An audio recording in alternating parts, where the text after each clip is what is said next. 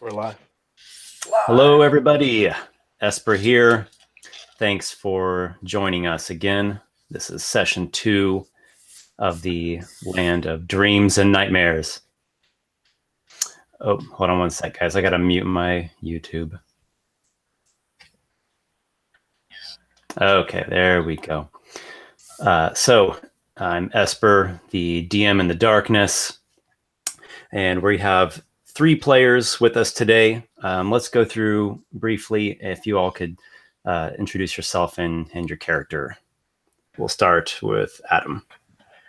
So I'm Adam, same Adam from last time, and I'm playing the same character from last time, which is Kivish, the Dwarven Circle of Dreams Druid. Dennis? Hello again, everybody. I'm Dennis, and I am playing Lykarr Talvantis, the half-elf storm sorcerer. And Warsor. Greetings, everyone. I am Warsor, and I'm playing the captain of a ship named Noxiqual, who is a pirate warlock hexblade. All right, so last time that we played, there was a dream or nightmare sequence in which Lykarr, the sorcerer, saw the mark on his body spreading and deepening, and there was an encounter with the Dark Rider. He was slain. From his corpse arose this horror, this bestial thing that had a general resemblance to the shape of the marking on him. The 2 characters, Lykarr and Kivish, got on a wagon with a small wagon group heading down the road, trying to encounter an elven healer prophet. Along the way, they came upon a clash, a giant battle between 2 undead armies. Later finding out that one was led by one of the archmages of the Silver Citadel, the other being led by some undead woman who probably has a connection to the slumbering Lich Mer Queen. So there were some encounters with a group of undead, with a kind of a wild elf as they were making their way back with some wounded party members, and they ended back up at Strang's Keep, which is mainly a fort. There's a small settlement there, but largely it is a fort. And the company there, are you guys seeing the map here? Yep. Yes. Yes, okay. And the company at Strang's Keep was mounting a barricade against whatever might be coming from the west, these strange undead forces. Did I miss anything important? There's a little bit at the end there of Crocus League too. The innkeeper, Hannah Gudenkopf, she told Lykarr that there is supposedly a fountain of healing waters here in the Ambrosia Temple. This is the only other lead that you have at the moment of curing this affliction, this strange and nightmarish affliction, undoubtedly spawned by the nightmares of the Mer Queen Amarantha herself. So we're going to zoom in here now onto Lykarr and Kivish. You all both have your steeds. Kivish has his kind of tar baby pony from the swamplands, and Lykarr has a gentle but somewhat aged mare. Who? What did we end up naming her? I didn't write it down. Oh my gosh, she had a really cool name. What She was it? did, and we were talking about how it's going to be the Yes. story. Breezy. I don't know. If Yeah, anyone, I think it's breezy or something like that. Yeah. yeah, if anyone watching this remembers the name of the horse, please put it in the comments. I would appreciate that. I'll pass it along if I see it. Okay. So the 2 of you, Druid and Sorcerer, you're thinking All right, so let's find a way to get to the Ambrosia Temple here at the tip of Murkalon's jaw. There's a small settlement here. There is a nice tavern establishment, and the soldiers of Strang's Keep are detaining, or at least holding for asking a few questions to a ship currently. And you all catch wind of the name of this ship. It is called the Storm's Eye. So at the moment, you are taking your lunch in the tavern here, and you are speaking with two crewmen of the Storm's Eye, known as Tanyan and Kobe the Lion. Tanyan is a tall, stringy guy who has not the greatest teeth in the world. And Kobe is a pot-bellied fellow with a big, shaggy head of hair and a big, shaggy beard and kind of a lazy demeanor. All right, so you all have the chance to interact with these two crewmen. They've said that they've came from the river, from the Sedge River up north near Tarrowtown. They're planning on heading towards Summerfield. They're going to sell some cargo down there.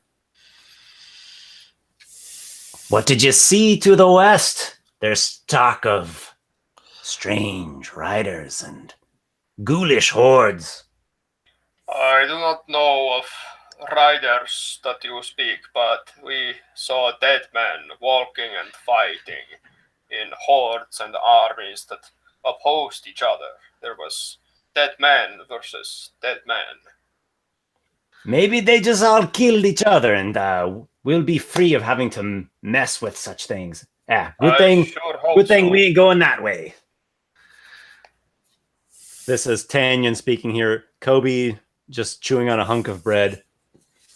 That would be bad.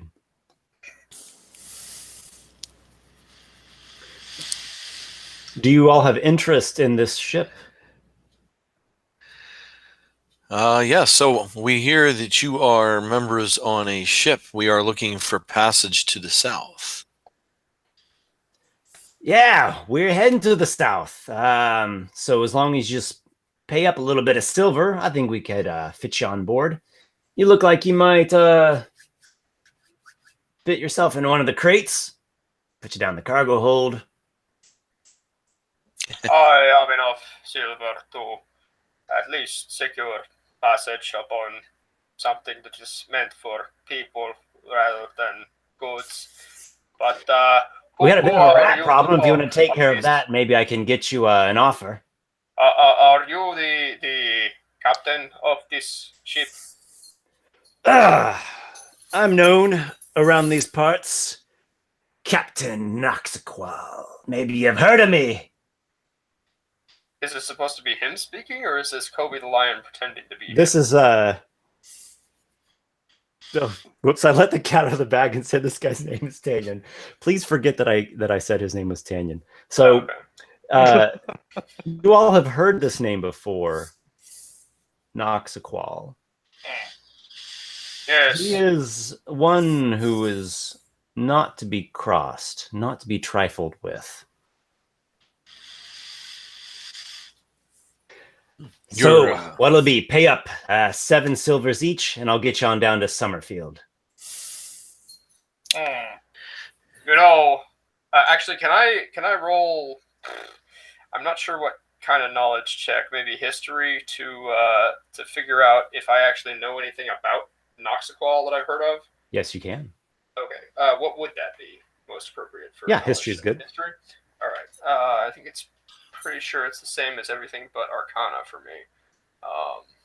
Yeah. Okay, so that got stuck in my dice tower. That is a 19 natural, so a 20. All right. So you have heard some stories of Noxiqual. Apparently, he is a fellow that wears an eye patch, and he has a strange way about him. You've heard rumors that he can manipulate shadows and call up curses He's noticed something of a fell arcanist, a sort of dark mage of the sea. He's also a swordsman who wields a large blade. He is not beyond reason. He is not an irrational sort. So you've heard of some that have struck profitable deals that were of benefit to both sides, but of those who trifled and played Noxiqual for a fool, terrible vexation befell them and those associated with their companies. So Kivish is going to do a little, like, The fellow in front of you was clearly not Noxiqual. So he's going to do sort of a dance, almost an impression of a drunken person, and kind of pull one of these numbers and say, yes, I have your 7 silver right here, and then do a rude gesture at this imposter and ask that he speak to the real Noxiqual at once, or as soon as it's convenient. So he starts to put on an affectation of like, you dad, and then Kobe just is like, oh, cut it out. He knows you ain't him. Ugh! Fine. Come this way and let you speak to the boss. Noxiqual, what do they see? So, are we on the ship? I believe so. Just what do you look like? Description. Noxiqual is a human wearing a tricorn hat, has an eye patch over his left eye, and a medium-length, scruffy kind of beard that's been trimmed a bit recently. He also is wearing fancy clothing, a blue jacket with a lot of buttons on it that wouldn't be uncommon among, some of the finer, classes in the city. But yeah, he also has a large blade across his back that has a curve to the edge of the blade. Did you say that the blade was black? I mean, definitely describe it as a black blade. They would have to get a good look at it, I suppose. So Lykarr and Kivish, you see standing on the just in front of the gangplank of the Storm's Eye ship, moored there at the dock, this well-dressed fellow with an eye patch and a fancy hat and a large blade across his back that may have a particularly shadowy tint to it. And he is seems to be wrapping up some affairs with Thorngan, the captain of the company here. And Thorngan is, he's writing something off, puts a stamp onto some piece of parchment, gives it to you, Noxiqual, and he says, "All right then, you're cleared this time. Be careful. There's talk of danger in the west. I wouldn't be heading that way if I were you." Noxiqual is speechless at the generosity of Captain Thorngan. Noxiqual is still speechless. I noticed on his video feed he hasn't moved in a few seconds. It's possible he's disconnected. Noxiqual is stunned with the generosity. And Captain Thorngren goes back to attend the affairs. I believe we have one frozen player here. I think we do. Yeah. So, Tanyan and Kobe, they are leading you in the direction of the Storm's Eye and telling you about the exploits of the great Captain Noxiqual. Surely you've heard things about him. He once split a man in half with his sword in a single stroke.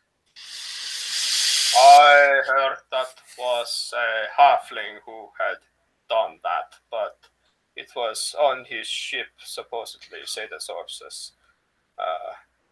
But yes, you two, you are you are not him. It was a good act. I would pay to see it in a tavern were you mummers, but I would not for a moment think that you were the one that I have heard of. Now that man on the ship in the hat, that is a man I would not see qualms to be had with talking to. Yes, I have heard of Noxiqual, and I have also heard that he is most unhappy with crew members who try and impersonate him for the gain of a few silver. It's inside joke that I have with him. Yeah, we go way back. It's yeah, you'll see eventually, but don't bring it up. He doesn't like to talk about it publicly. Oh, okay. You will have to pay 7 silver though. That wasn't a joke.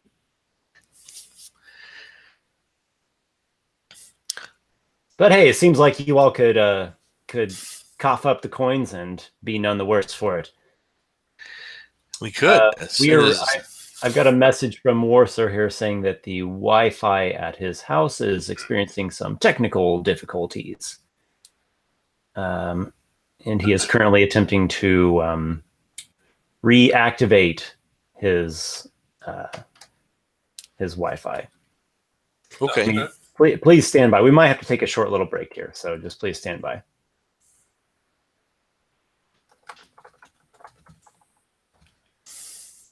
Do I have like the girl from Ipanema and like one of those old timey like things? So sorry about that. Girl. Oh, he's back. There we go. Can you hear me? I hear you. Welcome back, bud. So sorry about that. Okay, so Noxiqual just got cleared by Captain Thorngan. You were given your, what do you call that? Your manifest was signed off by him, and he's like, "All right, you cleared this time, but got my eye on you always, and watch out. There's strange happenings and bizarre occurrences in the West."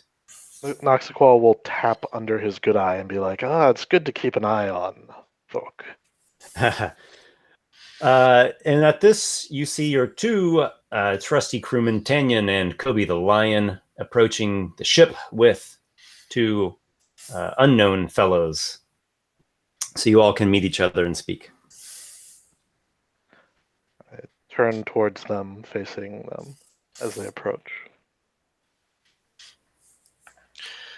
Say, greetings and well met, Captain Noxiqual.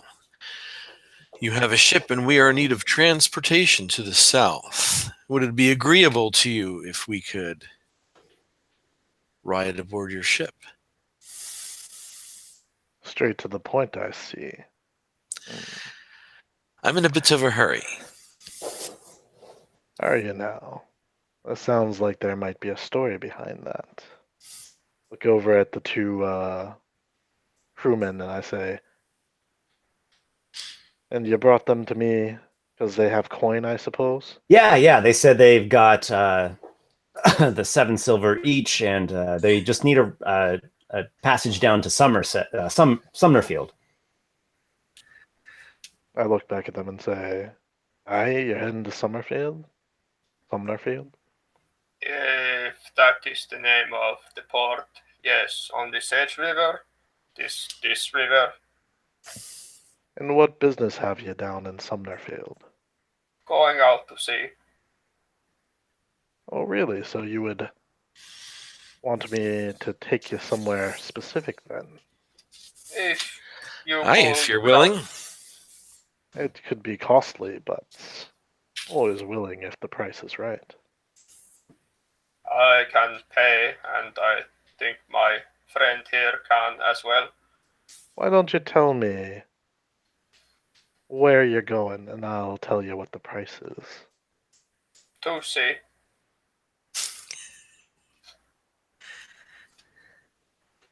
That is not a place. That is merely...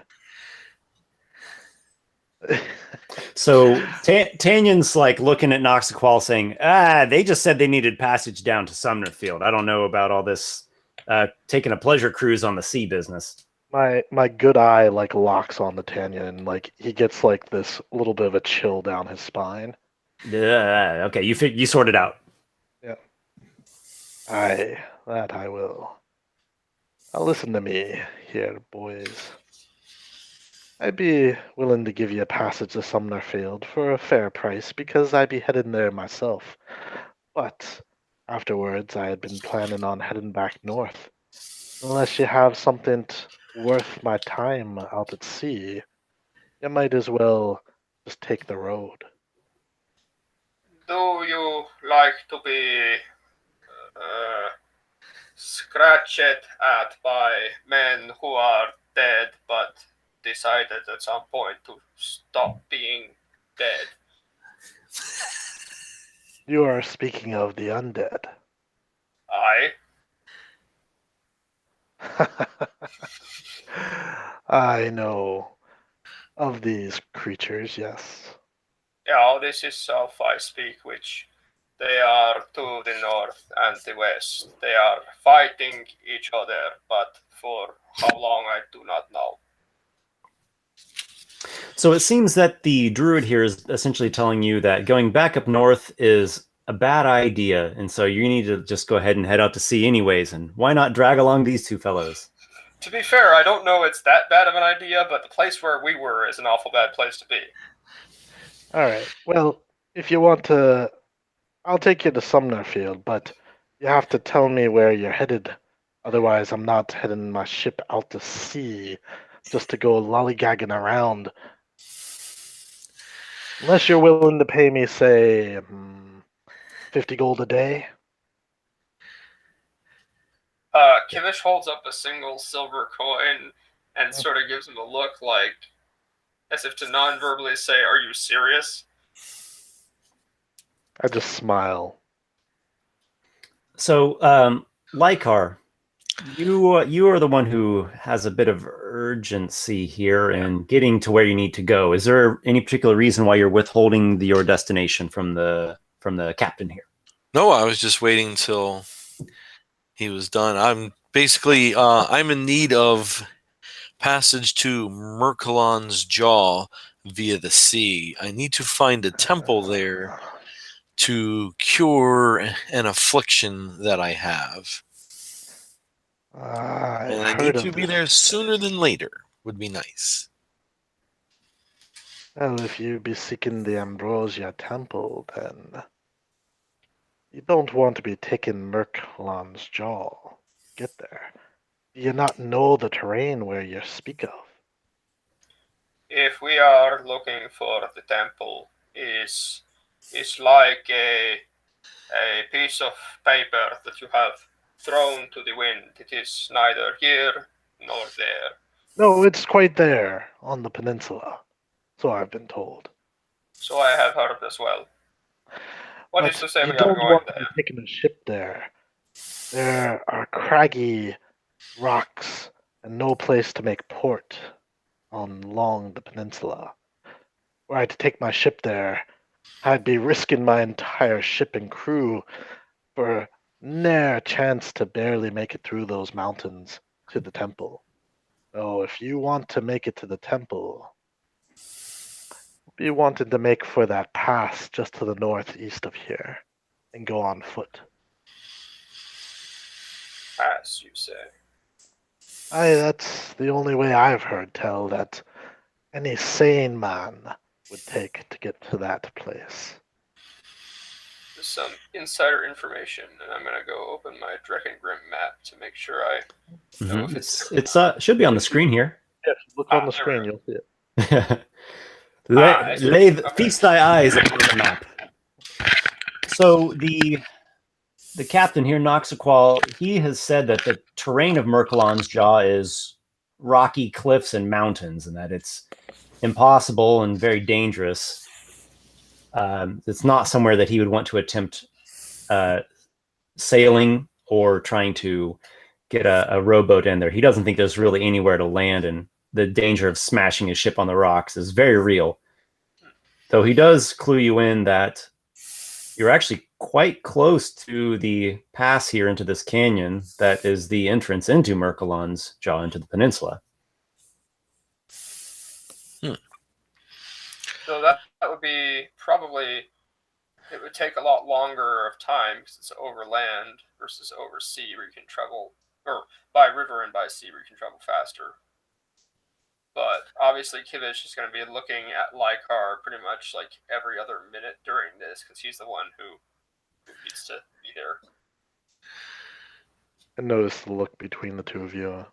And I look at Kivish as well, and I say, "No, I've heard tell that in the Ambrosia Temple there's a legendary place where you can find healing water." I have heard this said before by men and Elfor too. One might be able to procure some of this water, and it might be worth my time to go with you on such a venture. Are you familiar at all with the terrain that way? I have never been that way before. I have done a little bit of gathering of my knowledge, shall we say, in this particular place. It has ties to another place that interests me. Have you heard that it is said to be one of the last places where the gods still can be heard or can hear and speak to their followers?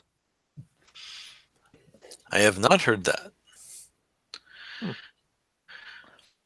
The warlock sailor here has told you that this temple does have some interest to him, and apparently it is one of the few locations that one can still commune with the divine, as most of Bazagon is largely disconnected from the gods due to the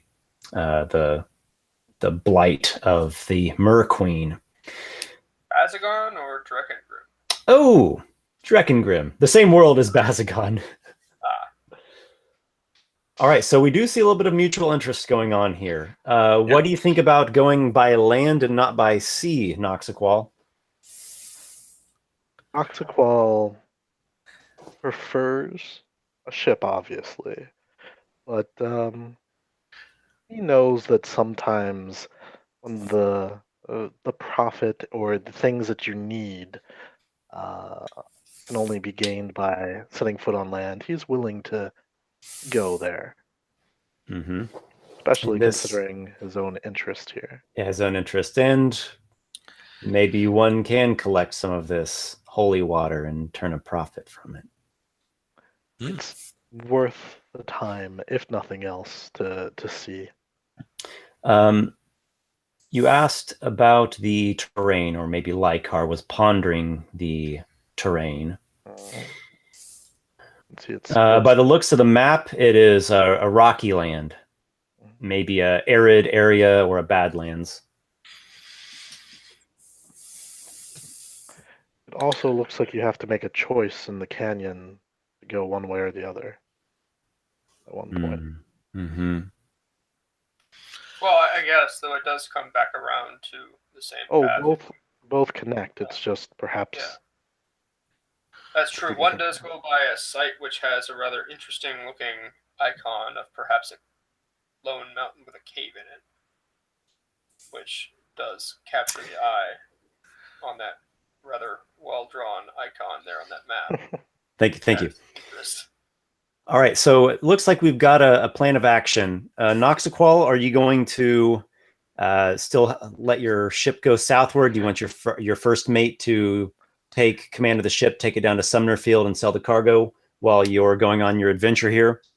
I point at Kobe the lion and I say, Kobe, run to the ship and tell my first mate that we'll be under his command for possibly a few weeks while I make a little profitable side venture here.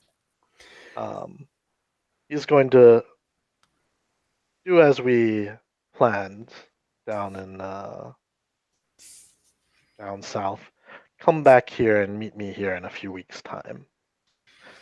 Till then, the men can have some shore leave. I'm sure they would be quite ready to enjoy themselves after the big score.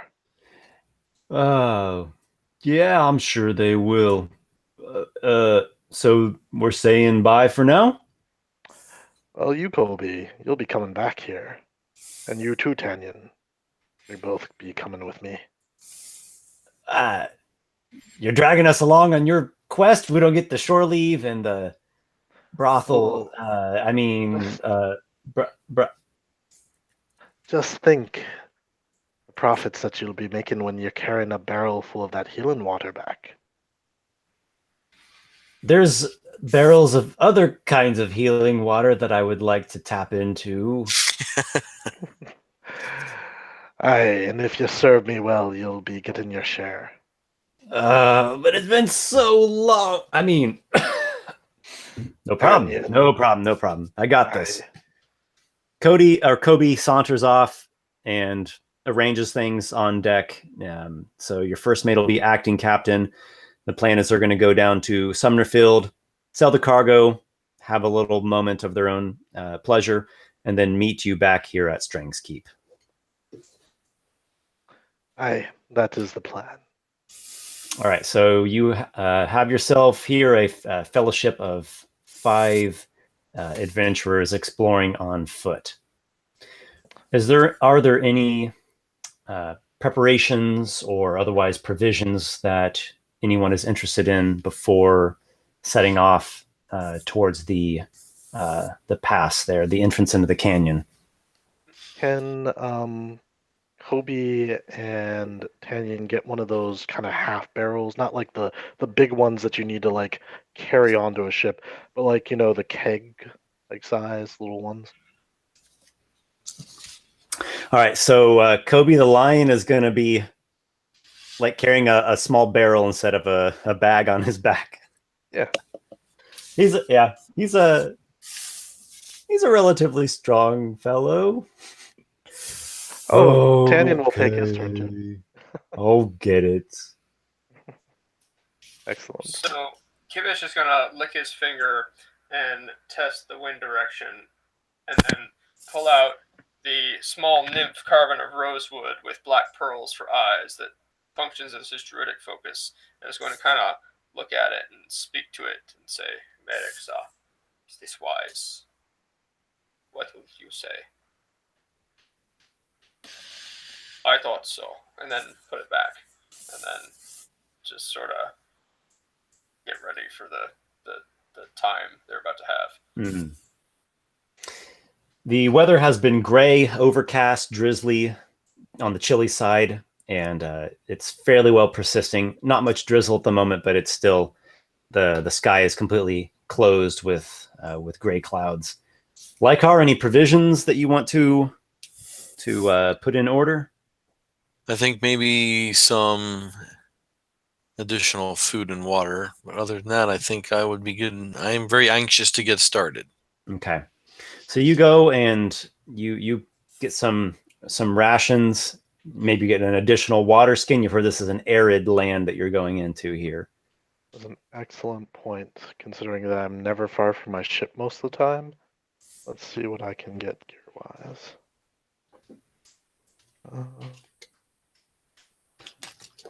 All right, so Lykarr tips everyone off. Hey, grab a couple extra water skins. We're gonna need it. You don't expect it to be hot, but dry. Yes. I'll make sure that. Go ahead. Kivish is gonna talk to Noxiqual for a second and say something to the effect of, "Yes, you are a man of sea. I know it is strange the first time you step foot on land which does not collapse underfoot, because he is a dwarf of the great salt marsh up near Norgal's Rock, so he also is used to not treading on solid ground very often." I wasn't always a man of the sea. This isn't my first time on land. Lad.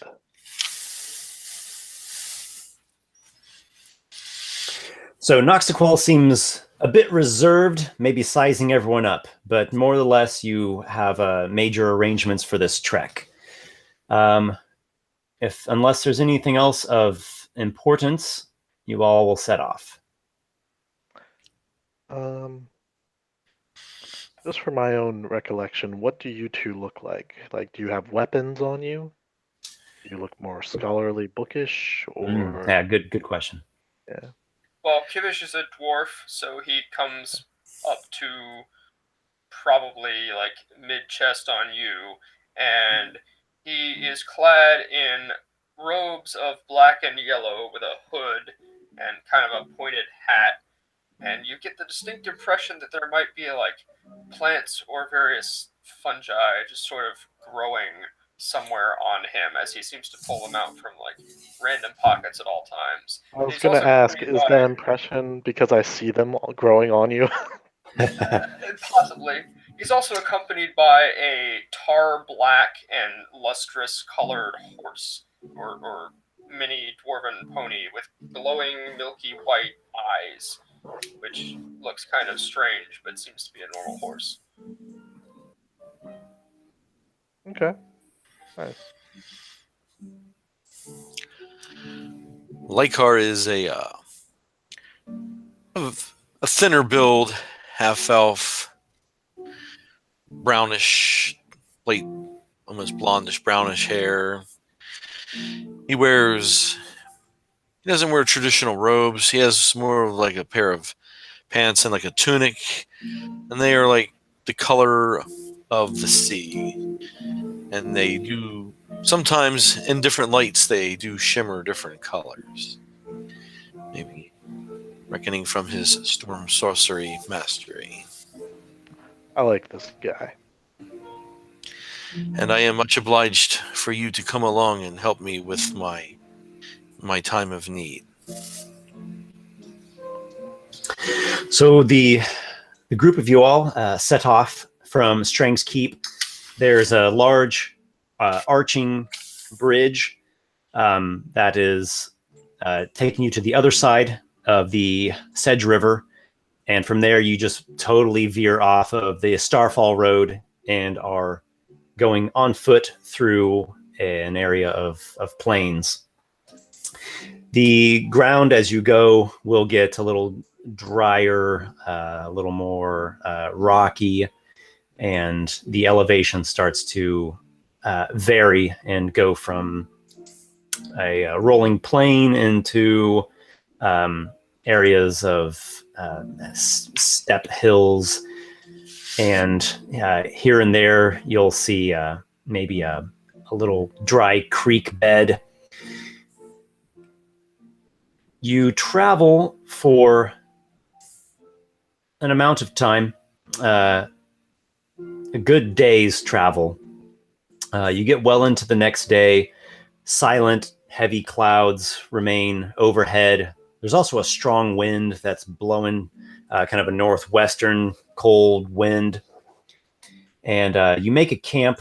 You have to camp one night on your way to the pass here. That night, Lykarr, you have the same nightmare. In the nightmare, the mark that is on your torso is growing and spreading across your skin, and you are running from a dark rider who approaches quickly. You try to fight him off with your magic, but he's too much, and he slays you in this dream, and from your corpse springs this horror that has a shape like that of the marking on your body. You awaken from this dream. This horror is ripping from your corpse and roaring in this terrible way, and you like you wake up right out of that, and you're shouting, and as you shout, your shout kind of echoes into the heavens, and there's a clap of thunder, and the clouds overhead seem to like pick up, like they start moving more from your outburst here.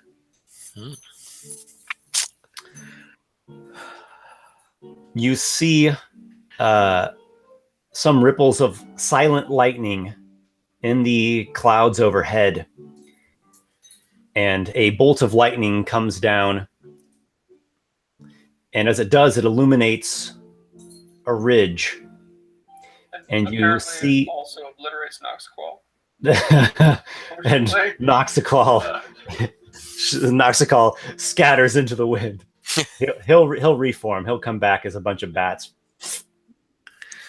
As the lightning comes down, it illuminates a ridge top that is within sight, and you see atop the ridge the Dark Rider that you had witnessed in your dream. Oh boy, and I'm awake now? You are awake, and you are in a very heightened state at the moment. You feel like you're half still in a dream. These swirling storm clouds, you feel like you've got this like electricity running through your blood right now. The lightning hits this ridge. There's a Dark Rider. The horse kind of like rears to the side a little bit. There's still a few little licks of lightning in the sky above. A silent lightning. There is no thunder. Look there. Do you see that? In your dream, this foe was tremendous, and he is menacingly there. When the lightning ceases, it's too far away, and it's just total blackness. You're not sure if he is approaching, if he's here to slay you, to stalk you, to what's going on. What's your reaction, like your gut instinct, knee-jerk reaction to this? Oh boy. Well, having your dreams come to fruition is very unnerving. I'm going to talk to them, my companions here. Well, the other guy's gone. And tell them of my dreams and what I thought I saw up upon the ridge. You go to engage in conversation in this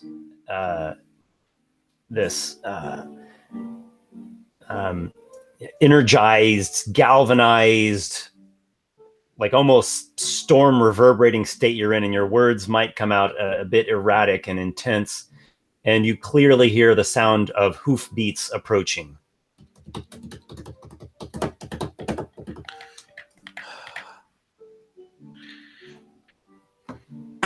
Oh boy. What do you think? Fight or flee? Give me like the most base primal reaction you have here. Well, I'm going to face down what's coming to me. If it's my time, it's my time. Wait, is this no longer in his dream? This is not in his dream. You hear the hoofbeats as well. All right, actually, so he decides to summon upon his strength and his courage.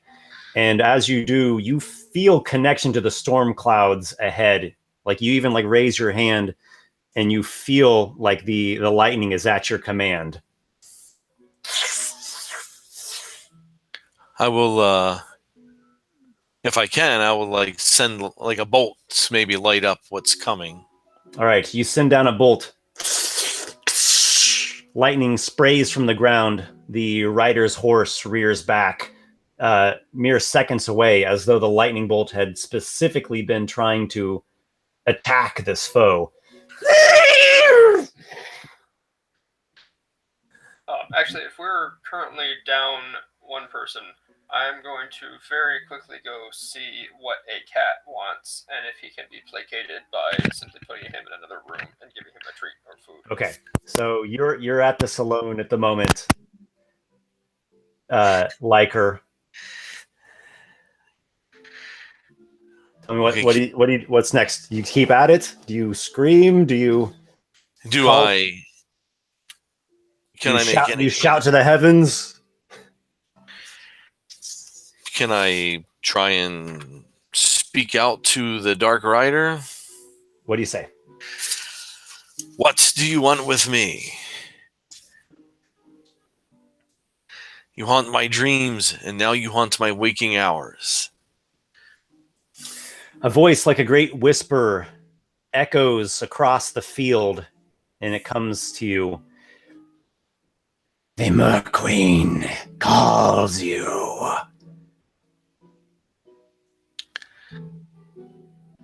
The Merqueen. She is in a state of permanent sleep. Relinquish the spawn within you, host.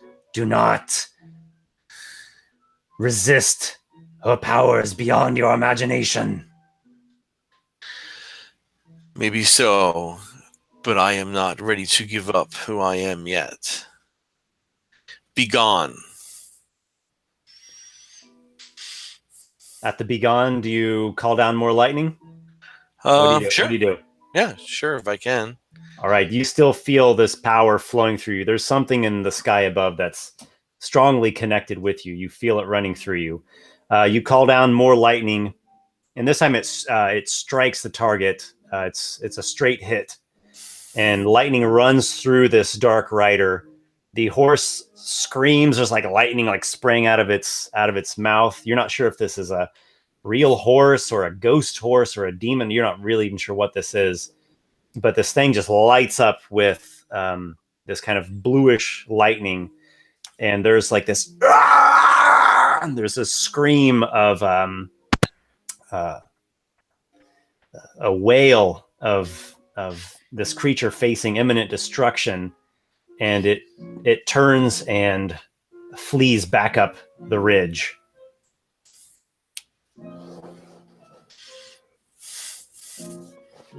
The dwarven fellow at your side seems to come out of a stunned state, and you yourself, no, I'm sorry. He seems to come out of a stunned state. You feel like lightning, and you even see like a little bit of ripples running through your hands.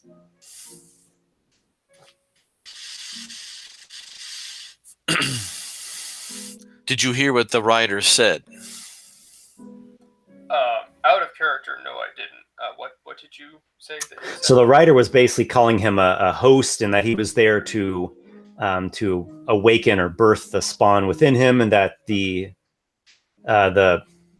Mer Queen was here to claim this horror child of hers from within him. He rebuked this. It called down more lightning and got a straight hit on this rider and nearly blasted the thing to pieces, and it took off. Right. So And you're actually looking at him, and he's like talking, but his voice is like thundering when he talks, and there's lightning running through his hands. Right. So in character, I heard that he said some sorcerer's gibberish, but I noticed that you were almost happy, even ecstatic to see him. I figured you had it handled.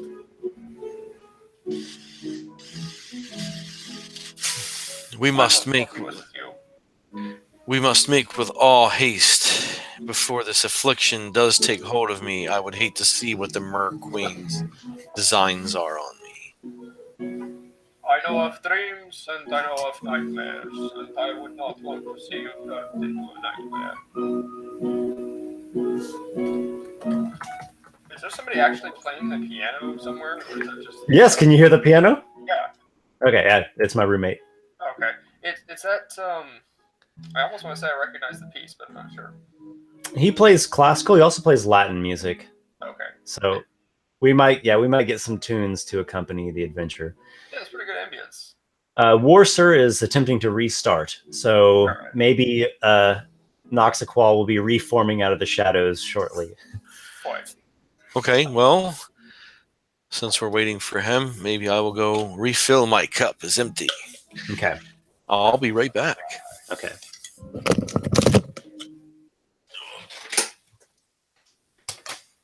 Yes. Good times for technical difficulties. Let's see.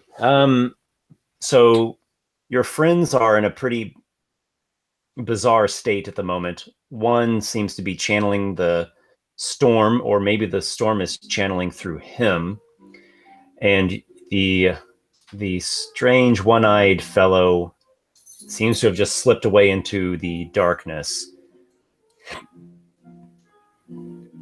What do you what do you think about this? What's your take on this, Kivish? All right. So the rider has stopped, obviously approaching. The rider seems to have fled, Okay. and he looks like he was nearly destroyed by that lightning. Okay. Him and his horse. Right. And and its horse. Noxiqual isn't necessarily dealing with like a life or death issue. He's just sort of is. So Kivish at the moment is going to take out a flask and a hollowed out gourd and channeling some druidic voodoo into the flask is going to pour heated water into the gourd and then take a couple of mushrooms from somewhere and put them into the gourd and start slowly drinking from it. Is this drink strictly for sustenance, or is this something druidic, like it has a deeper meaning? In character, I don't assume it would have any mechanical benefit. Out of character, it's probably some sort of tea.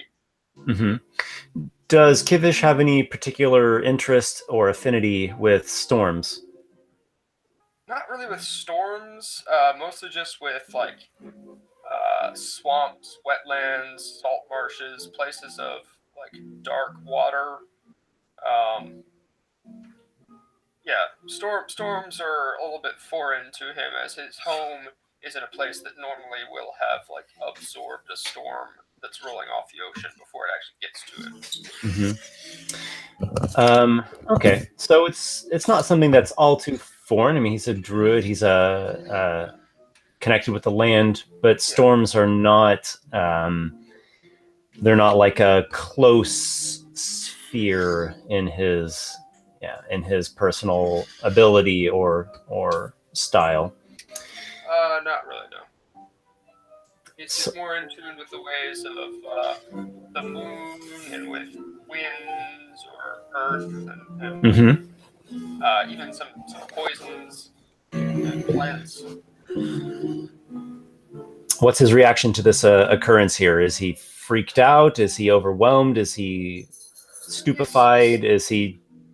He seemed a little calm there. So yeah, I think he's more calm than most people would be, because he's kind of, he's used to strange things happening.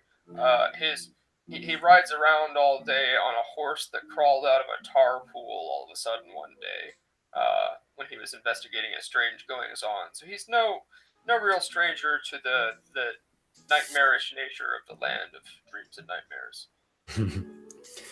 The two crewmen of the ship, they've been underneath their blankets trying to weather the storm through.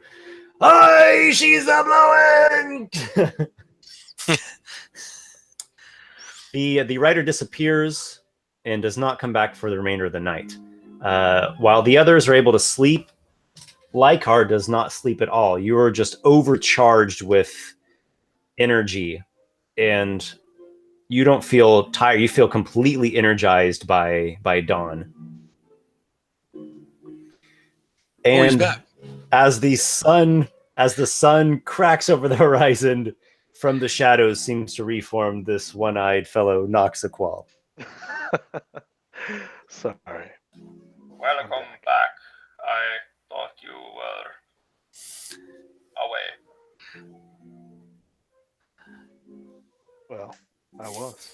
Noxiqual, you had a strange dream. You were on board your ship at night on the sea over dark waters, and there was a terrible storm. And the storm was just blasting and engulfing the entire ship, crew, yourself, and it just like blasted you into oblivion. And then next thing you know, you're waking up and it's the next morning.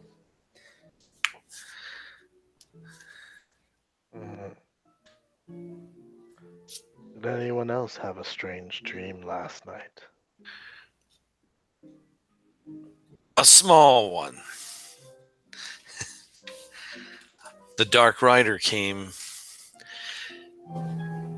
while you were sleeping, and he was an emissary of the Mer Queen, demanding of me to give in to my affliction and to release the inner demon. And I have not given in yet. Well, that's good. I'd hate to have to face another demon. Although he was a devil, I suppose. Another fiend. Do you tell him of the storm and what happened, Lykarr? Well, I guess out of character, he would have been there, right? Or he slept through it? He seemed to have slept through this storm. Holy cow. Okay, well, yeah, I'll describe to him what what happened as best I can with the Dark Rider and the storm above me and the lightning empowering me and energizing me to fend off the Dark Rider. It seems by being close to ye, it affected my own dreams. I was aboard my ship, and there was a storm brewing. Perhaps is an omen, though, of things yet to come. Everybody make a perception check. Sure thing. Perception. Perception. I probably do not do very well. I get a 9 plus No es suficiente. 11. 11. I have a 10. Sorry, it's proficient. It's a 14. Is that your final answer? Yes, that is my Are you final really answer. sure? Okay. Yes. 9 plus wisdom bonus plus proficiency, so 14. All right. I And the have others? 5. Okay. Looks like the clouds are starting to break up. Nice. The wind is dying down. Good times. You all continue throughout the day. I'll just give a quick glimpse at the map. I think you'll have a pretty good idea. You are nearing the passage into the canyon. So by the time you are mounting the approach between these cliffs that have risen to either side, the overbearing gray clouds have largely been put behind you. And when you make it here, there's a few low-hanging, very wispy, scattered clouds, but otherwise it's just like a still, dry air. There is a large rocky spire that is at the entrance of the canyon here.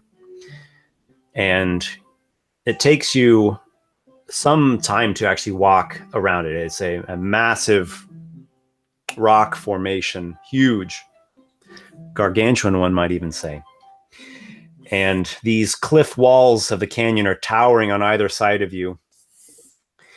You round the other side of the spire here, just as you're really starting to enter into the canyon, and you see there are some stepped levels on this back side of the spire, this huge rock spire. And up, a little bit up on kind of a natural rocky platform, there is a person. When you first are able to see her, you are not too far away, maybe 70 or so feet away at the most. And it's a female half-orc. And she is wearing some loose, light, linen-type clothing. She has a belt.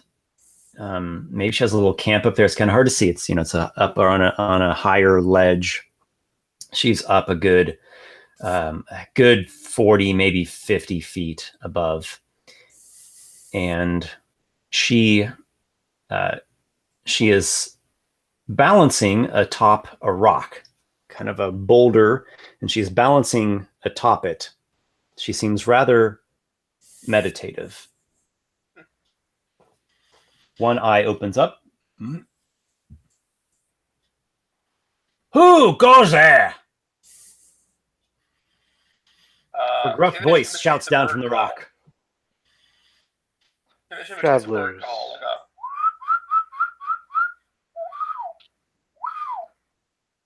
to see if she responds to that at all, or if she's expecting actual words. You make a good bird call, see, but this is not enough for me. You intend to go through? Not without go through me. And who might you be? She sees your party making the approach here through the passage. You call out asking who she is. She leaps and slides down the cliff. Maybe for a moment there, your breath catches as this would probably kill a typical person, but she just kind of puts her hands to the rock and slides down, lands with a tumble, stands up. She is a force of nature. I am Breka the Rock. Who be you?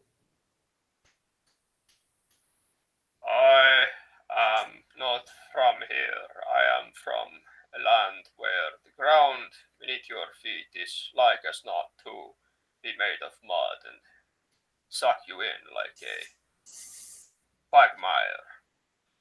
My name is Kivish and these are my associates. I Call me seen Noxiqual. you kind 2 days ago. Fin Riders. You know of the Fin Riders. They are dwarves from Norgal's Rock that ride atop giant lizards. She says that she saw some of them passing by here, not entering the canyon, but passing westward 2 days ago. This is a mighty strange place for thin riders to be. Do you know what their business was? Too much talk. You want through or no? Yes. All right. She goes behind a rock that has kind of a dried bush, and she pulls out some staves, some quarter stabs. She tosses 3 of them your way. Oh, there's 5 of you? All right. Well, gosh, I don't know if she has that many. We'll say she tosses 3 of them your way, and she keeps 1 for herself. Clunk, clunk, clunk, clunk. Take it in hand and just give it a look over. And what be this for? You take a look at it. The 3 that she tossed you all seem pretty plain, although the one that she's holding looks like it has some nice runes carving into it. She says, only the worthy come through here, and only if I say so. You want through. You challenge me. All you if you want. Breka handle, Breta rock.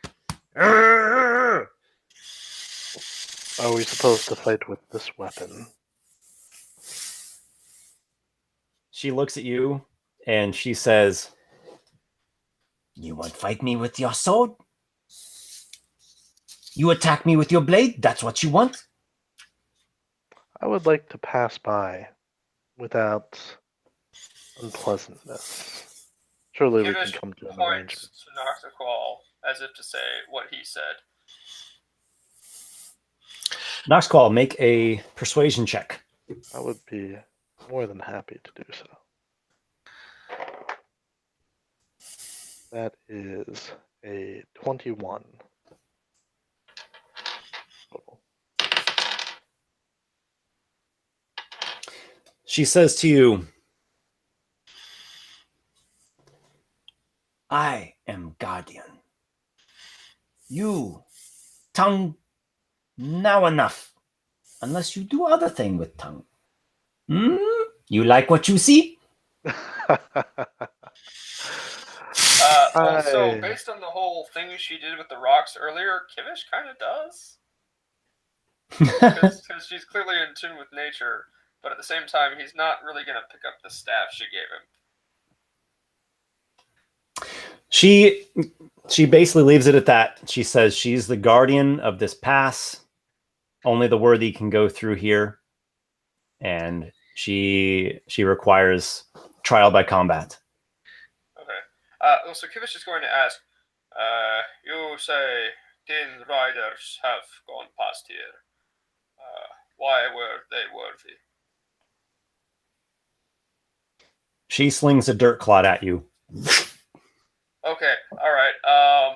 I'll make you a deal. She is entering battle stance. Okay. Unless you got something major to stall her out. If I can knock you off your feet, you let us pass. All right, so she just looks at you and she says, I want to see you try. Roll for initiative. Any who is interested in sparring her. Sounds good to me. Yes, Aha! hand-to-hand This combat is my my strong fancy point. caster symbol, which is the 20 on my fancy little die here. Booyah!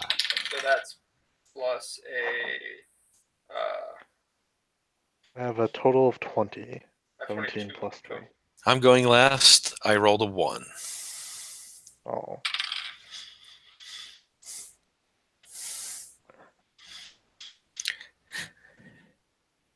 Let's see here. I can't. Kivish, what's your initiative? 22. A spry and agile fellow, perceptive, always on your guard, ready to spring into action at a moment's notice. You can act first. Alright, so am I to assume that the challenge that Noxiqual gave of knocking her off her feet might be good? Make an insight check. Alright, that I'm not nearly as good at. Actually, it's wisdom, so I'm decent at it. 9 plus... just my wisdom, I'm not proficient in it. So 11. 11. 12. 9 plus 3 is 12. You're not sure. Her responses were a little bit choppy and a little, they were all thick with confrontation. I see. So you're unable to quite deduce it. It doesn't seem that she's trying to kill you, though. You don't Right. think so. She wouldn't toss out staves if she meant lethal fighting. It's true. All right. Spring into action. Alright, yes, so let me very, very quickly look up what a spell does. So who's up first? Kivish. What did he roll? 20 plus 22. 2. Got it. Yes.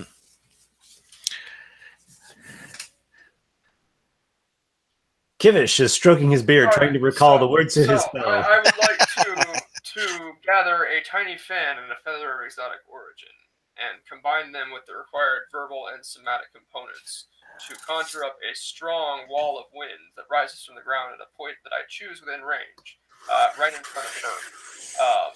And I would make that wall up to 50 feet long, 15 feet high, and 1 foot thick, and can shape it in any way you choose so long as it makes a continuous path along the ground. I would like to make my wall of wind around her. And then make a motion as if to say, I can't hear you. All right, you conjure a circular wall of wind around the half-orc. Noxiqual. Trying to consider, to make this weapon my pact blade, I'd have to summon my own version of it. That would be not really playing fair, unfortunately. On the other hand, I'm a pirate. What do I care? So A pirate that doesn't play fair. I know, right? Pull out a gun and shoot her. No, I'm just kidding. I will toss it down and slowly draw out my blade. I will be, however, not trying to hurt her, but beneath the eye patch begins to glow like a little kind of a kind of like a dark light, kind of seeping out from under the edges of the eye patch. I'm going to draw my weapon, use my bonus action to hexblade curse her if she's within 30 feet of me. Sure. You could probably just move up a little bit and be within 30 feet. How far away do we start apart? Just so I know. We'll say 40 feet at the beginning. Then not within range to even attack her at first. So I will move up 10 feet, hexblade curse, and I'll actually flip up the eye patch so that you can see the black, obsidian eye with the ever-changing runes, filtering across it. Kind of like the Matrix code, only with runes. Okay, so she's in this basically inside of a column of wind. Her hair's all back in a braid, but it's whipping wildly in this basically eye of the storm. Hey, that's your ship. And you place this strange curse upon her, and she's in there shouting about not fighting fair. You use a witchery. Blah. I'm gonna ready an action with my action. I just ready an action. If she comes to me, I'll get the first attack. That's it. Okay, you attack with your sword. Correct. Okay. I'm sure she's going to be enraged and charge me. So she is going to try to, I guess, just bust through the wall of wind here. So strength saving throw, I believe. Yep, correct. Let's keep this woman. 23. Oh, that definitely succeeds. Although I think it is a half damage. Yeah, it is half damage. Okay. So instead of 8 plus 7 plus 5 is 20. Instead of 20, it's 10. All right. She is pummeled by the winds as she bursts through. However, she weathers the storm, and she. Oh my gosh, it was Kivish or Noxiqual. That was that first person that interacted with her. It was Nox, wasn't it? Yeah. Yeah. All right. Nox. So she like comes like flying right at you. She is like a boulder crashing down a mountainside here. I plant my feet and I swing my blade to meet her. All right. As per my readied action. Okay. Yeah, let's just. I'm gonna roll. Roll it on up. Let me see. Because she is the target of my hex, though, it gives me a little extra damage, I believe, equal to my proficiency bonus. If I hit. Yep, just damage, not attack rolls. All right. Whoa. All right, let's see if this works. Ooh, okay. Does a 21? Yes.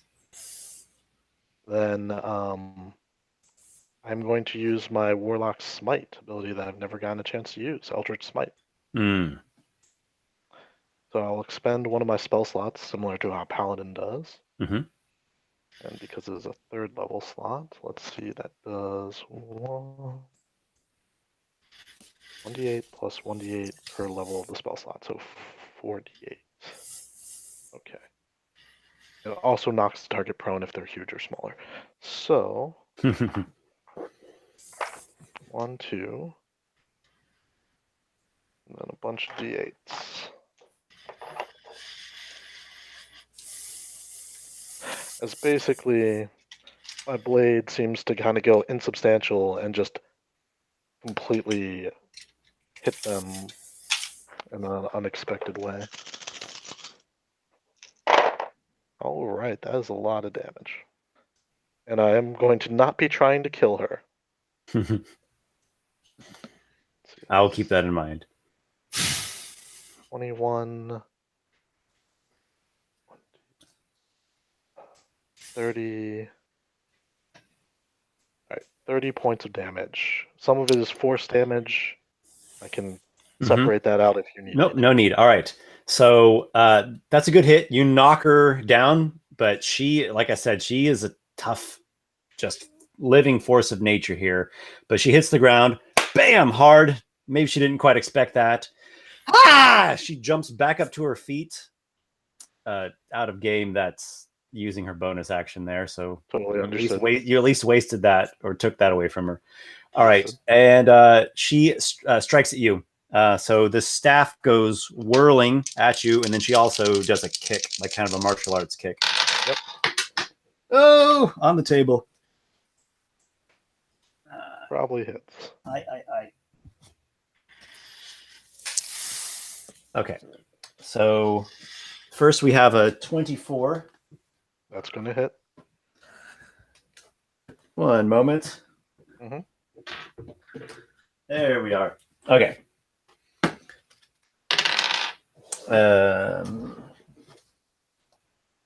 Another 24. How about that? Also a hit. And with the kick, 17. 17 will also. Okay. So please let me know damage one at a time. One at a time? Yes, please. Okay. 8. Okay. It's all bludgeoning, by the way, if that matters. 8. It should be all right. Yep. All right. 10. I am quite bloodied. You're quite bloodied? All right. I'm a warlock. Okay. Are you meaning like 4th edition bloodied, like half hit In points? in that terminology, yes. Okay, I gotcha. figured you'd get the reference. Okay, sure. So her staff is just like strong, fierce, fast, and she put some kicks in there too. You really felt that. Mm-hmm. See, I don't Lykarr. have to hold back, I say as I spit out a mouthful of blood. Lykarr says, "You're lucky my old college roommate Agmore is not here." All right. Oh, sorry, I totally forgot. Sorry, please bear with me. Nox, make a Constitution saving throw. Stunning. Yep. Yes. Okay. Sure thing. Constitution save. Actually, I have a really high con. Nice. Let's see if I can make it, though. I say that. Does a... Probably not. 13 do it? You are seeing stars. Is that a stun, I take it? Yes, you are stunned. All right. Please continue, Lykarr. Yes, I was saying my college roommate Agmore Vigstad, if she was here right now. Hand-to-hand combat is not my strong point. Well, I guess we're not trying to kill her yet, unless it gets desperate. So I'm gonna smack her with the quarterstaff. We'll see how that does. Okay.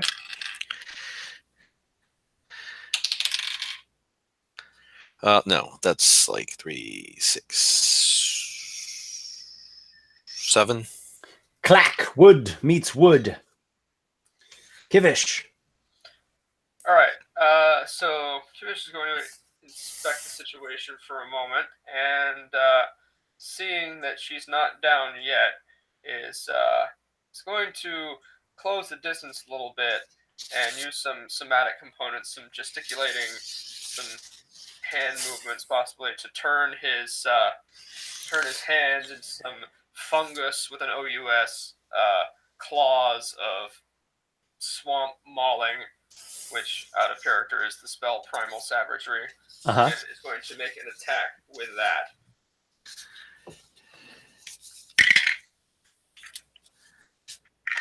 And of course, it's going to stuck in my dice tower.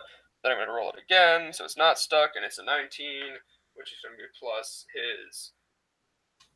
I guess it is actually his strength, isn't it? Not dexterity, so it's going to be plus nothing, so it's 19. Hit.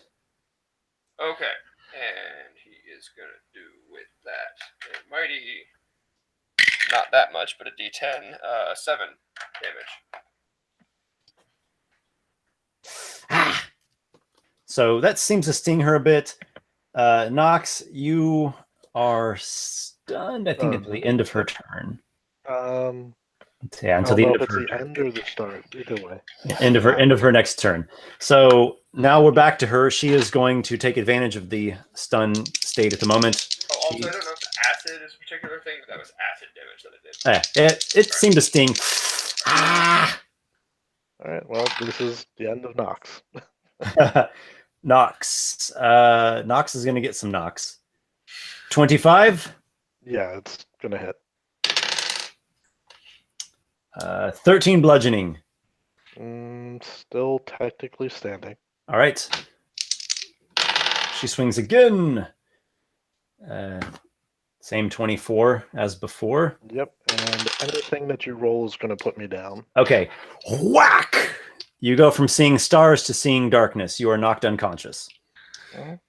And then I think she's looking at the druid there. Let's see. So the druid and the sorcerer, you're both right next to her, right? You're both engaged in melee with her. Yep. Okay. Question. You said unconscious, so like stable? Yes. Okay, just making sure. So she'll attack the druid. This is, what is this? This is an unarmed strike. Natural 1. Oh, all right. She misses. She then assumes a defensive stance. Come on, what you got? Lykarr. Well, I'm going to give it one more try with the quarterstaff, and then if this doesn't work and we don't start getting her down, then we're going to have to up the ante. Oh. 17. A narrow miss. You cross staves. She flings yours to the side. Any other bright ideas before it passes over to the druid? You have a bonus action thing, like a sorcerer quick spell. I was thinking of casting Charm Person, but I don't think it's going to work in combat. Yes, charm person would have been before sticks were crossed. Yeah, I was going to do that, but I rolled the one on the initiative, so. All right, Kivish, the swamp druid. Okay, so Kivish will gesticulate and begin throat singing in such a deep, low, rumbling register. He is actually going to cause an earth tremor within the ground and within range, causing each creature other than me in the area, which I'm pretty sure that Lykarr is far enough away that he's not. But it's a range of 10 feet. I think Lykarr is basically right next to you. Okay, so then I guess he also has to make a dex save. All right. Dexterity saving throw. Curious. She rolled a natural 20 and she has evasion. I think she is okay. Fun. All right. Well, so that's still half damage then. No, she has evasion. Oh, evasion. Okay, never mind. I assume my crewmen are staying the hell out of this. Yes, they are. They're standing back like, oh. So, okay. All right. So what did Lykarr save, hopefully? I got an 18. Okay, good. That's higher than my spell save DC. So he only takes 5 instead of 10. 5 damage. All right. Lykarr. Whose side are you on? Yeah. I'm just seeing a theme here with your characters, Adam. Well, You backstabbing bastard. not intentional. All right. What? So is that 5? It's a bludgeoning damage and it knocks him down. Is that what it is? Oh, no, it doesn't knock him prone because he's saved. But that's what the spell's intention is. It would, yeah. Earth Tremor. Okay. The intention was to knock her prone, but yeah. So Breka the rock, she gazes, she throws a quick gaze down at the human lying on the ground. Maybe his hat came off, and then she'll continue the attacks against the druidic one here. Can't even roll to see if I wake up. 17 to hit. That'll do it. 17 again. She likes rolling the same number twice. And she's feeling confident. She is going to proceed with a flurry of blows. So here are 2 unarmed strikes. 17 and 26. Everything hits. I think you just got pummeled there. Possibly. So what happens when a martial character takes on 3 casters? Yep. I think this might have to be another save everyone Storm Sorcerer moment. All right. What do we got here?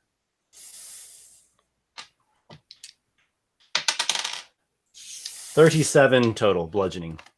Wonderful. And make a Constitution saving throw. Cool. I'm not horrible at those.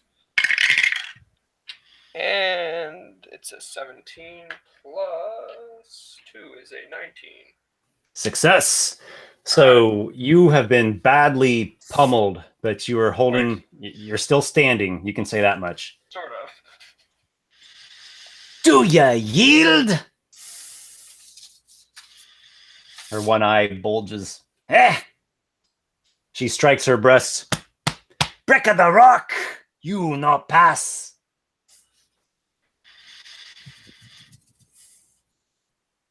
Well, so it's Lykarr. Okay, this is going great. I'm going to cast invisibility on myself.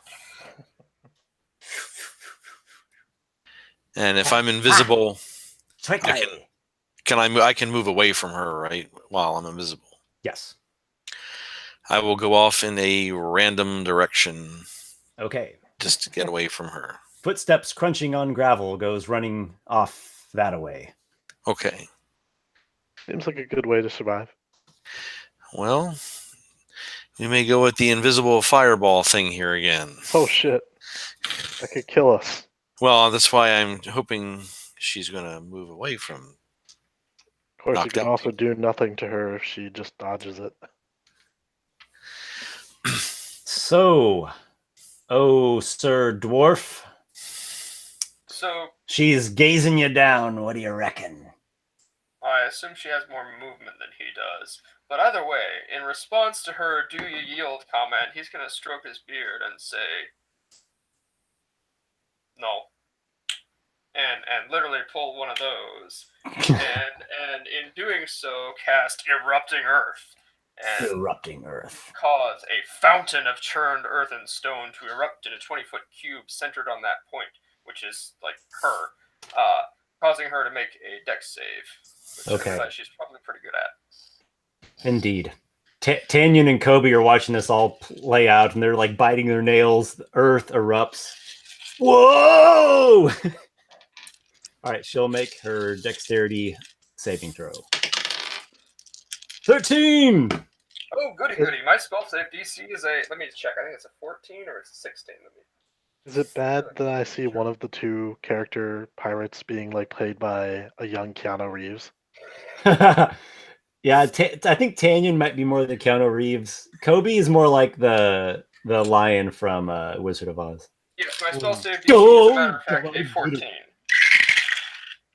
Oh boy. Okay. That is a 29 A 29 what? bludgeoning damage. A 29 bludgeoning damage. Okay. And producing difficult terrain in the entire area of the spell. All right. So there is an explosion of rock and soil and stones.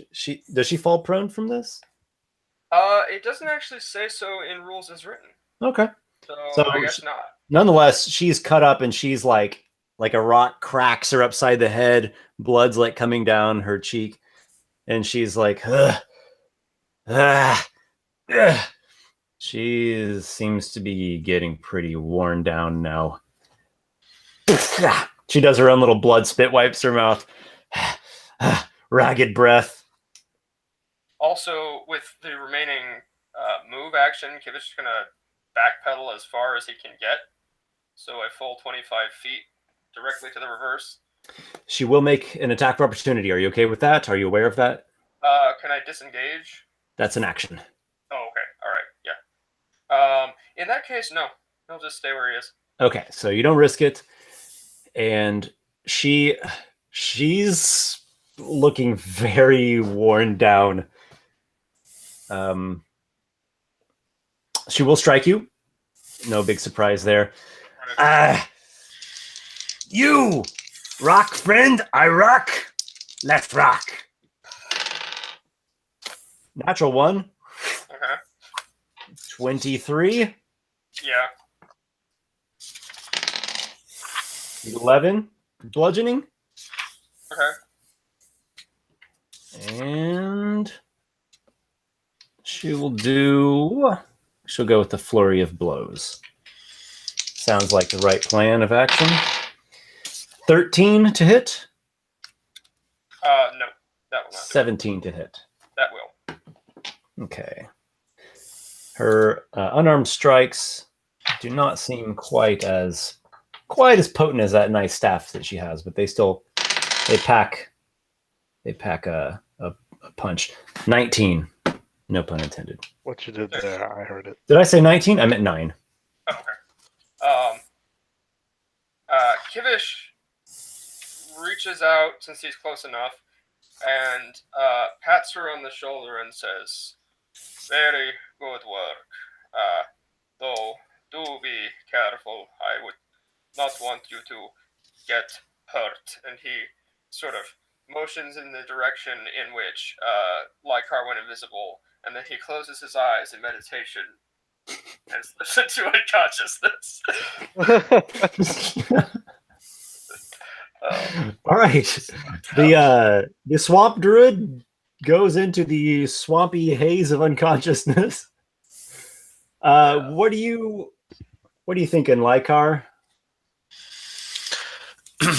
I'm thinking I got one shot. Mm-hmm. Well, I can't do the fireball, so we're gonna go with chaos bolt. Ooh, fancy. Why can't you do the fireball? Well, not if you're there. Oh, right. That's right. That would be bad news because you guys are kind of laying. So I just needed to get away from her. I guess I could have disengaged and got away from her, but oh well. Well, you went invisible, which will give you advantage if it's an attack roll as well. Mm-hmm. Chaos bolt just looks like it's an attack roll. So Okay, so advantage for being invisible. okay, so +6. So the first one is 17. Mm-hmm. 17, 18, 22, 24. 24 is a hit. Okay. Well, on a hit target. Advantage. Yep, on a hit, target takes 2d8 plus 1d6 damage. I like this spell. This is a cool one. And so 4, 7, 11 plus 1d6 plus 5, so 16. All right, 16. Ooh. Before we get into all the description of that, what did you roll on the D6? What number? Kind of important for description. That was No, I'm sorry. You actually choose one of the D8s. You actually choose it, and that number determines the damage type. Acid, cold, fire, force, lightning, poison, psychic, thunder. it was a 7 and a 4, so I'm going to go with psychic damage. Psychic damage, okay. Lovely. If you roll the same on both D8s, which you didn't, the energy leaps to a different target. So actually, good thing you didn't roll a double number on that one. All right. So, Breka grips her head, and she falls to the ground.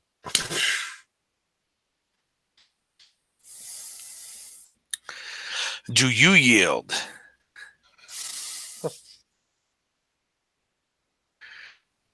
Or is she Soars unconscious? overhead.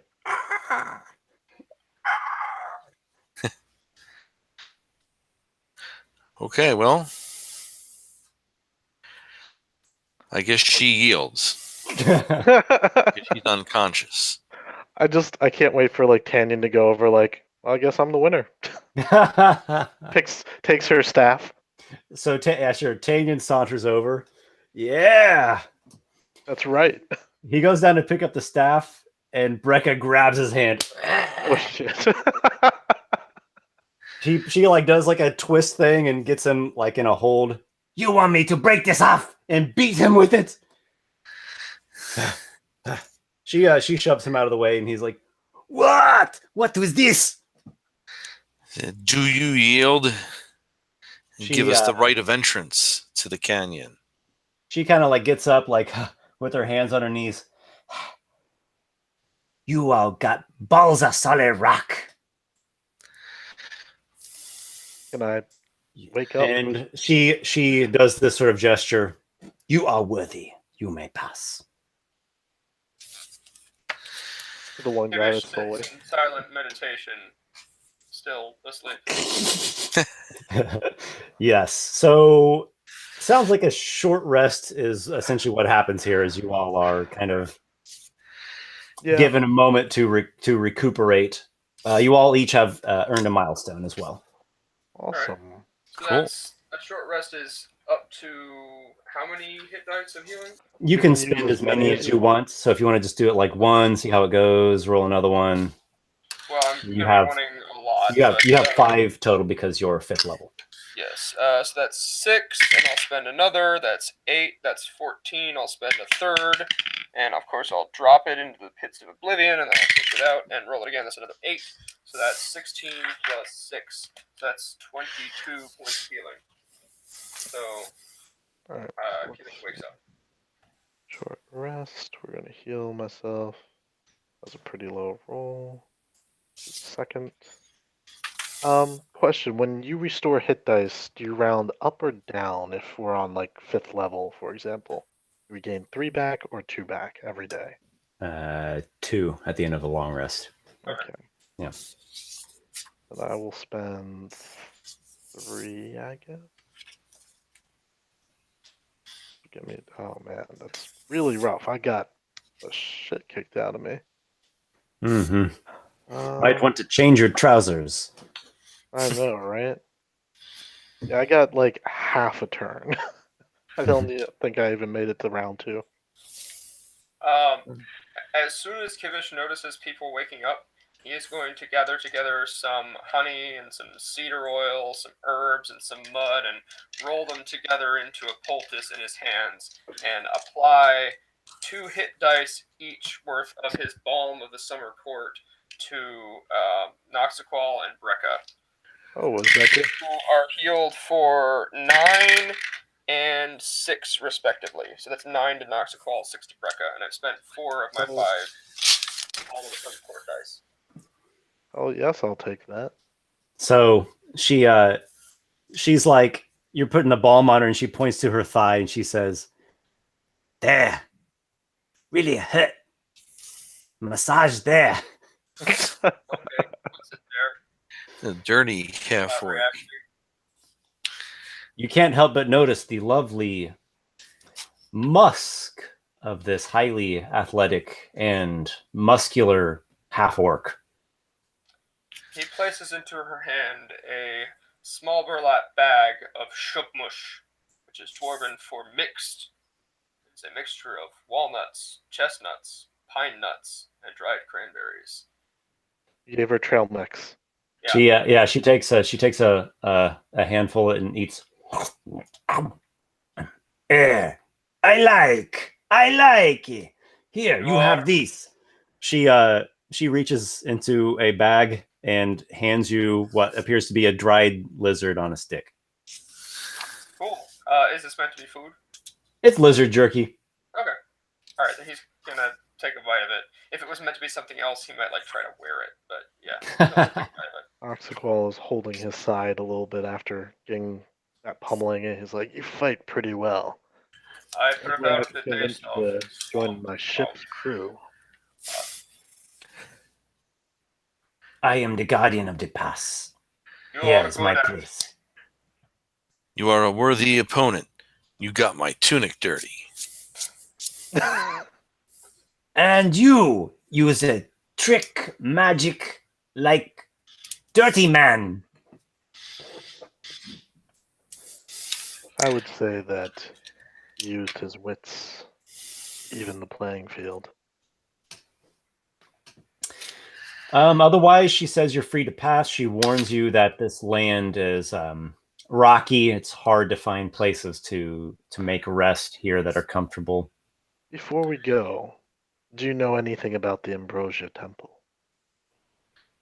Ambrosia Temple. Far that way. Sacred place. Do many come through here seeking it? Sometime have pilgrim come this way.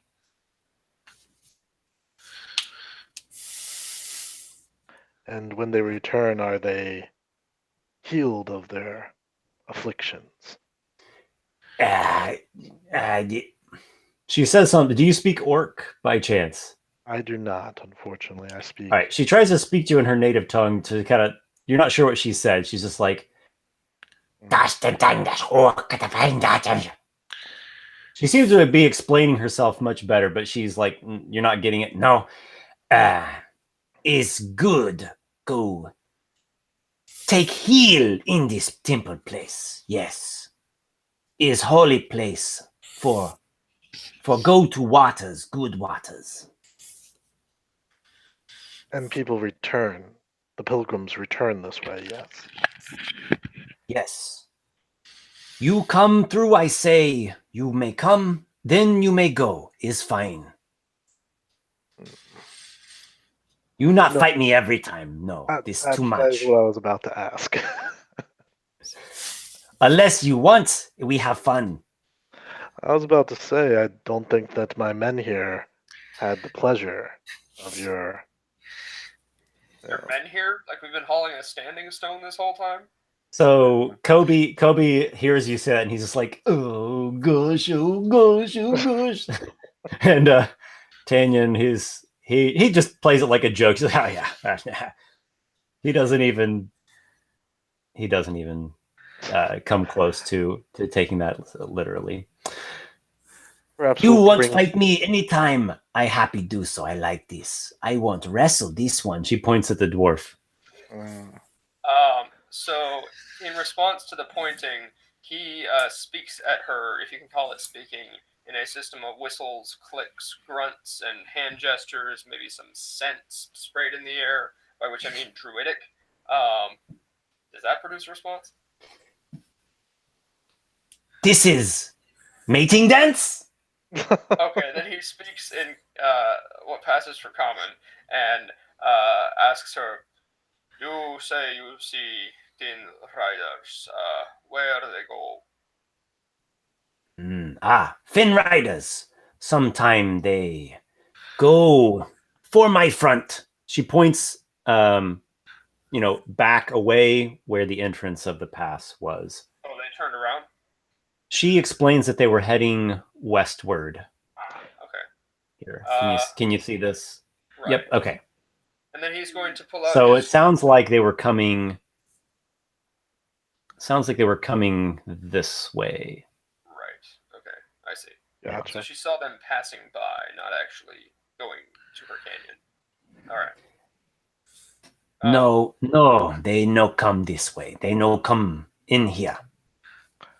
All right, so he pulls out his druidic focus once again, this apparent nymph carven of rosewood with black pearls for eyes, and he sort of shows it to her and like points particularly to the nymph's back, which is kind of hollowed out and like wood grain textured, even though it is made of actual wood.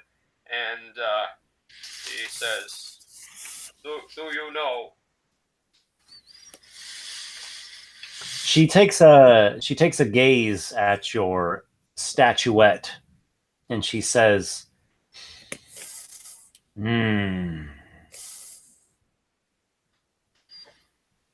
Rider, no, Fingard, Fingard, have girl like this in.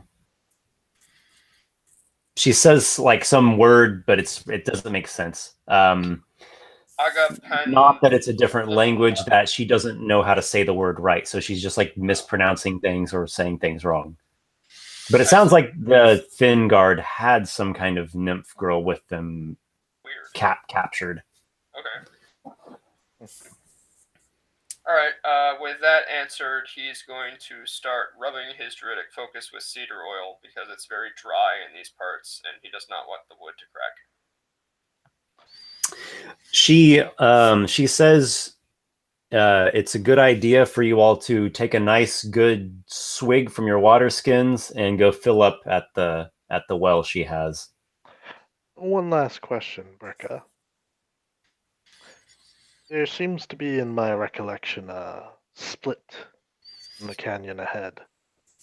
Which path would you take? Left or the right?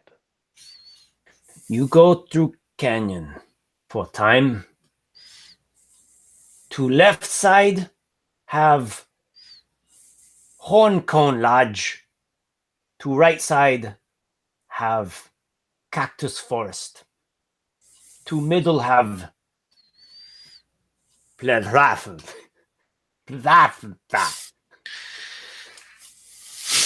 Horncomb Lodge, she said? She seemed to say Horncomb Lodge to the Horncomb left and Cactus Forest to the right, and then the middle, just easily looking on the map, it seems to be a plateau. Right. Yeah. Right. Oh, which is what fact mean. Okay. Plateau. And Yeah. which way would you take if you were heading to the Ambrose Temple? I go Horncomb Lodge. Have people have place eat, sleep, drink. They got stuff that you could be good have and be good there. No make trouble. No touchy daughters and cactus forest. Yes, I don't go there. This place have other guardian. Well, we've had enough of guardians for one day. I was about to say, how far is it to this lodge and what time of day is it? You be there going maybe 2 day. All right. Yes, walk it fast. 2 day maybe 3. I don't know. I very fast. 1 day for me. Do I look like I am one who walks fast? Ah yes, I say 3 day. Oh, there's no sense No in one was asking lollygagging. you. The storm is coming. You best be all getting a move on. Have storm last night. In distant far. Look that way. She seems to have been quite aware of this strange lightning storm last night. I heard about it. Entered my dreams, indeed. So you all take some nice big drinks from your water skins. Fill them up. Yep. All right, and you go to her well. Her water is really not that nice looking. It's got kind of a clay, chalky grit taste to it. And it's not exactly clear, but she assures you that it is totally pure and good to drink. Kivish pulls some herbs out of under his hat and dumps them in the water before drinking it. Okay, so you drink your flavored water. Goes down a little bit smoother for you. Definitely has a nice minerally taste to it. Brackish. It is just like home. Oh yes, actually, you're pretty familiar with such things. Oh, Mr. Stone Cunning, and also of wetlands. It does seem to be, just a basic well that she's dug out and just got into the groundwater. So it seems to be pure enough. Might be a little bit rough. Not germs, yeah. Of those with more delicate constitution. I will trust that I have enough water to not have to rely on this. Yeah, you're going in here. The air is real. It's Right. been still today. It's been still air. It's you're feeling that it's getting more arid. You're definitely starting to feel it, especially the more that you make it into the canyon here. It's not particularly hot. The sun kind of beats down in a way that makes it seem sort of warm, but it's you would not call this a hot arid land. It seems more of a temperate arid land. At night, it's going to get pretty cold. Question, is there a way to walk near the canyon walls so that more shade falls on us at certain points of the day? If you want. Yes. Yeah. Okay. Anything else before you all take to walking? I would give Breka the black feather of a night heron and say, if this calls, you will answer.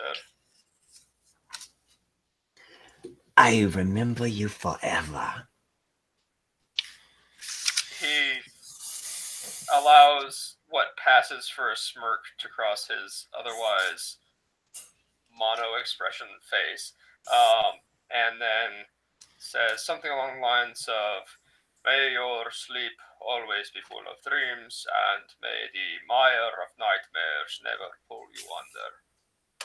Which is a traditional, swamp dwarven greeting, or not greeting, whatever the word is for the opposite of salutation. Farewell. Yeah. So she's never heard that before, so she's kind of get like awkwardly is like, I luck you. Good luck you. Come see me again when you come back. I mean, She gives him a smack on his ass as he walks by. Into the canyon, the group wanders. indeed. Noxiqual says, "Let's keep close to the canyon wall, as to, have shade away from the sun's rays." And you traverse. I'm sorry, I was just going to say Noxiqual knows how to use the shadows. Indeed, he does. You traverse throughout the day. The canyon walls rise high, high, high on both sides. Here and there, you see a hawk soaring overhead. It's quite rocky. Sometimes there's maybe like a scratchy sagebrush patch, or like a thin tree. You also see some dead chunks of plants that have just kind of withered away. The ground here it's pretty hard. It's just hard, rocky ground. The floor of the canyon is fairly even, so you're not really going up and down all too much, but a fairly rugged expanse. Night comes, you make camp, you have your water skins, you have your rations, so you're doing pretty good.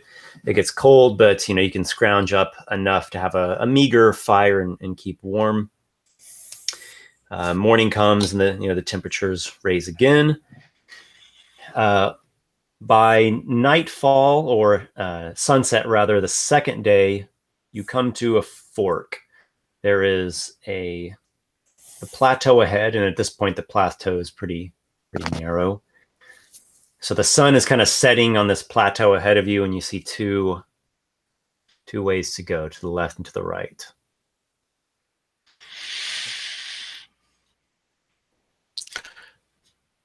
Well, she said, don't go to the right.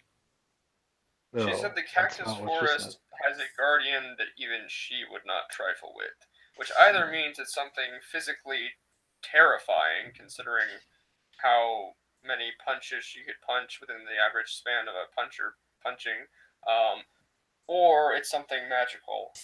And then she said the Horncomb Lodge is something where we need to beware the daughters. Don't touch the Don't daughters. touch the daughters. Okay, that's right. So Kivish's vote is probably for the left path. I would say the left path, but I'm going to tell my men, that they better be on their best behavior, because if they touch the daughters and get us all, in trouble, Actually, never I'll mind. have their heads. No, Kivish knows rocks. His vote is going to be to scale the plateau and walk across. How high is it to the plateau? It's pretty high up there. Yeah, it's a good, I'm gonna say good 300 feet up. Yeah, that's pretty high. You want to climb it? Walking.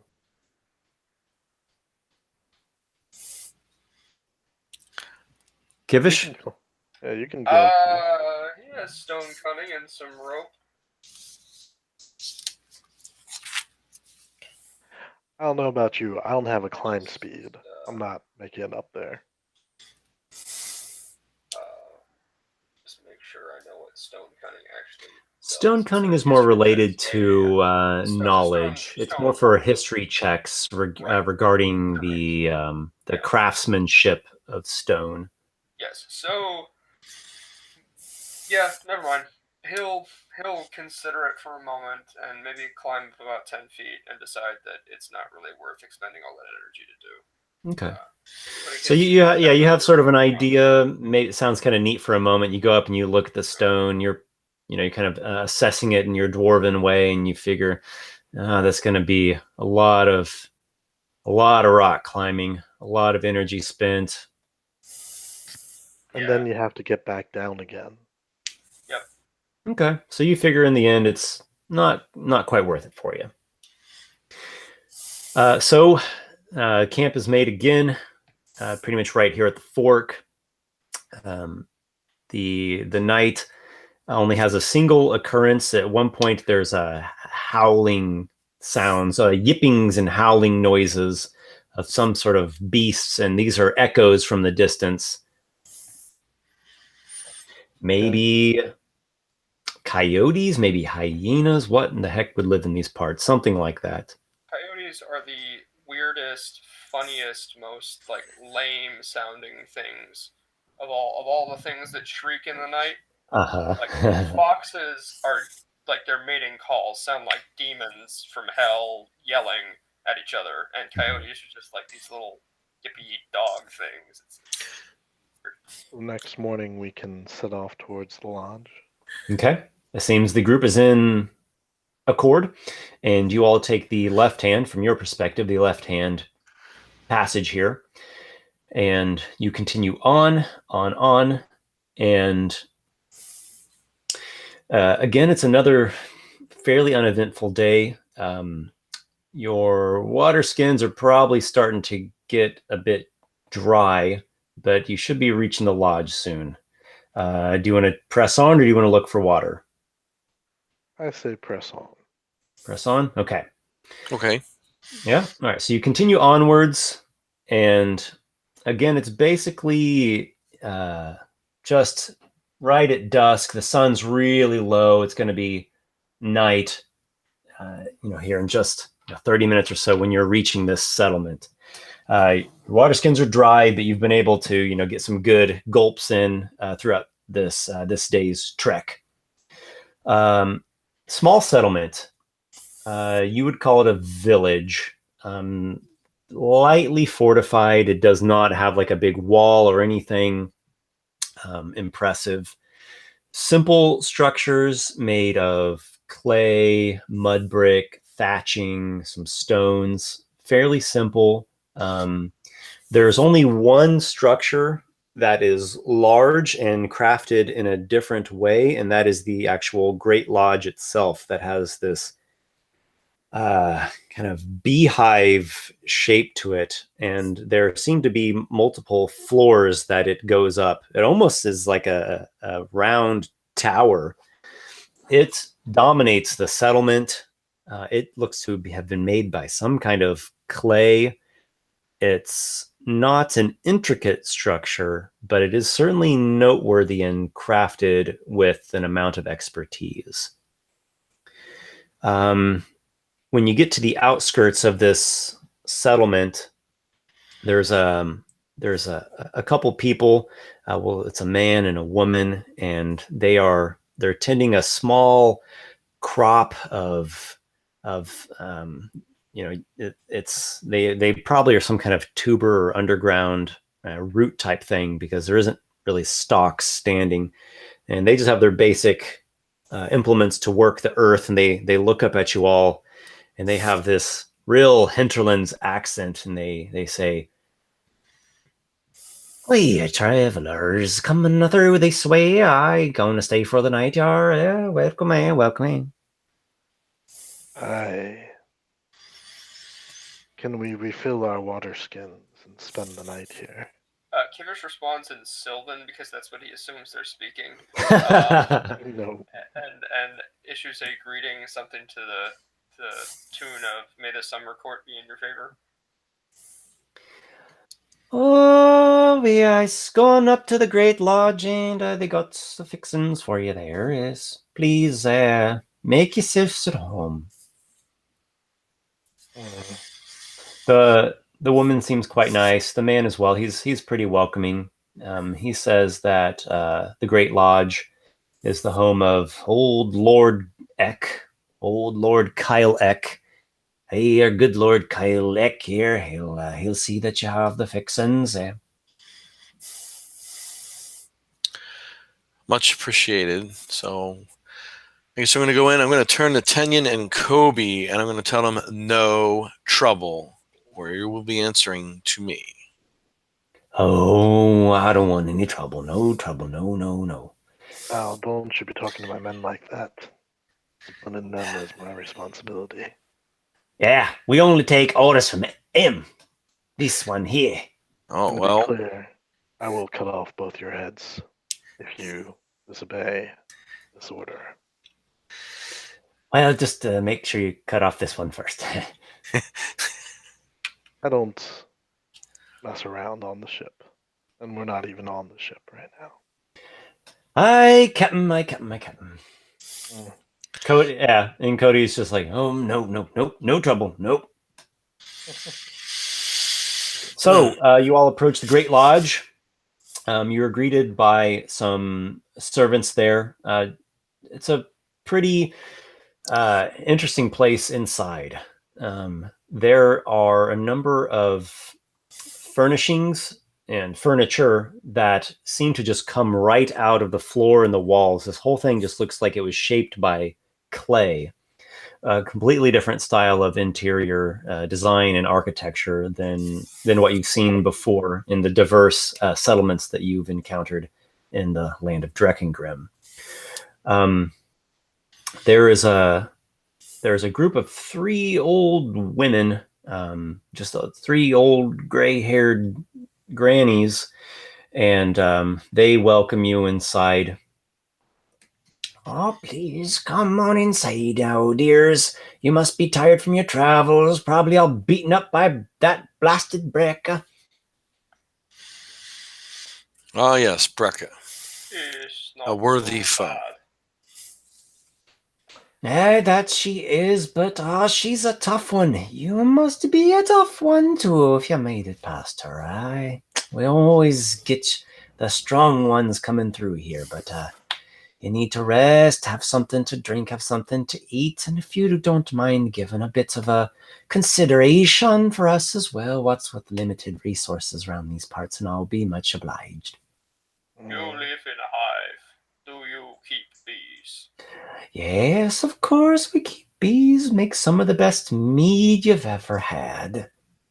Can I get you a glass? Glass? No, she wouldn't say glass. Can I get you a mug?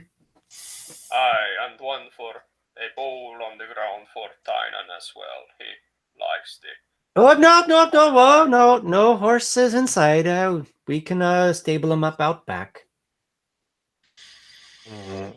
I get to pooping all over the place. I've been cleaning all day already.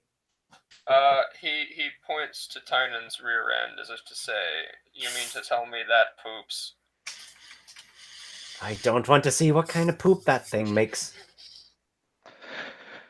I'm sure that we can abide by your rules as you are providing us hospitality.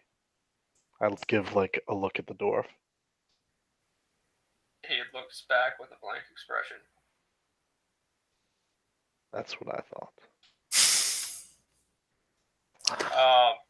And he agrees to tie the horse up outside, but still asks for a mug and a bowl.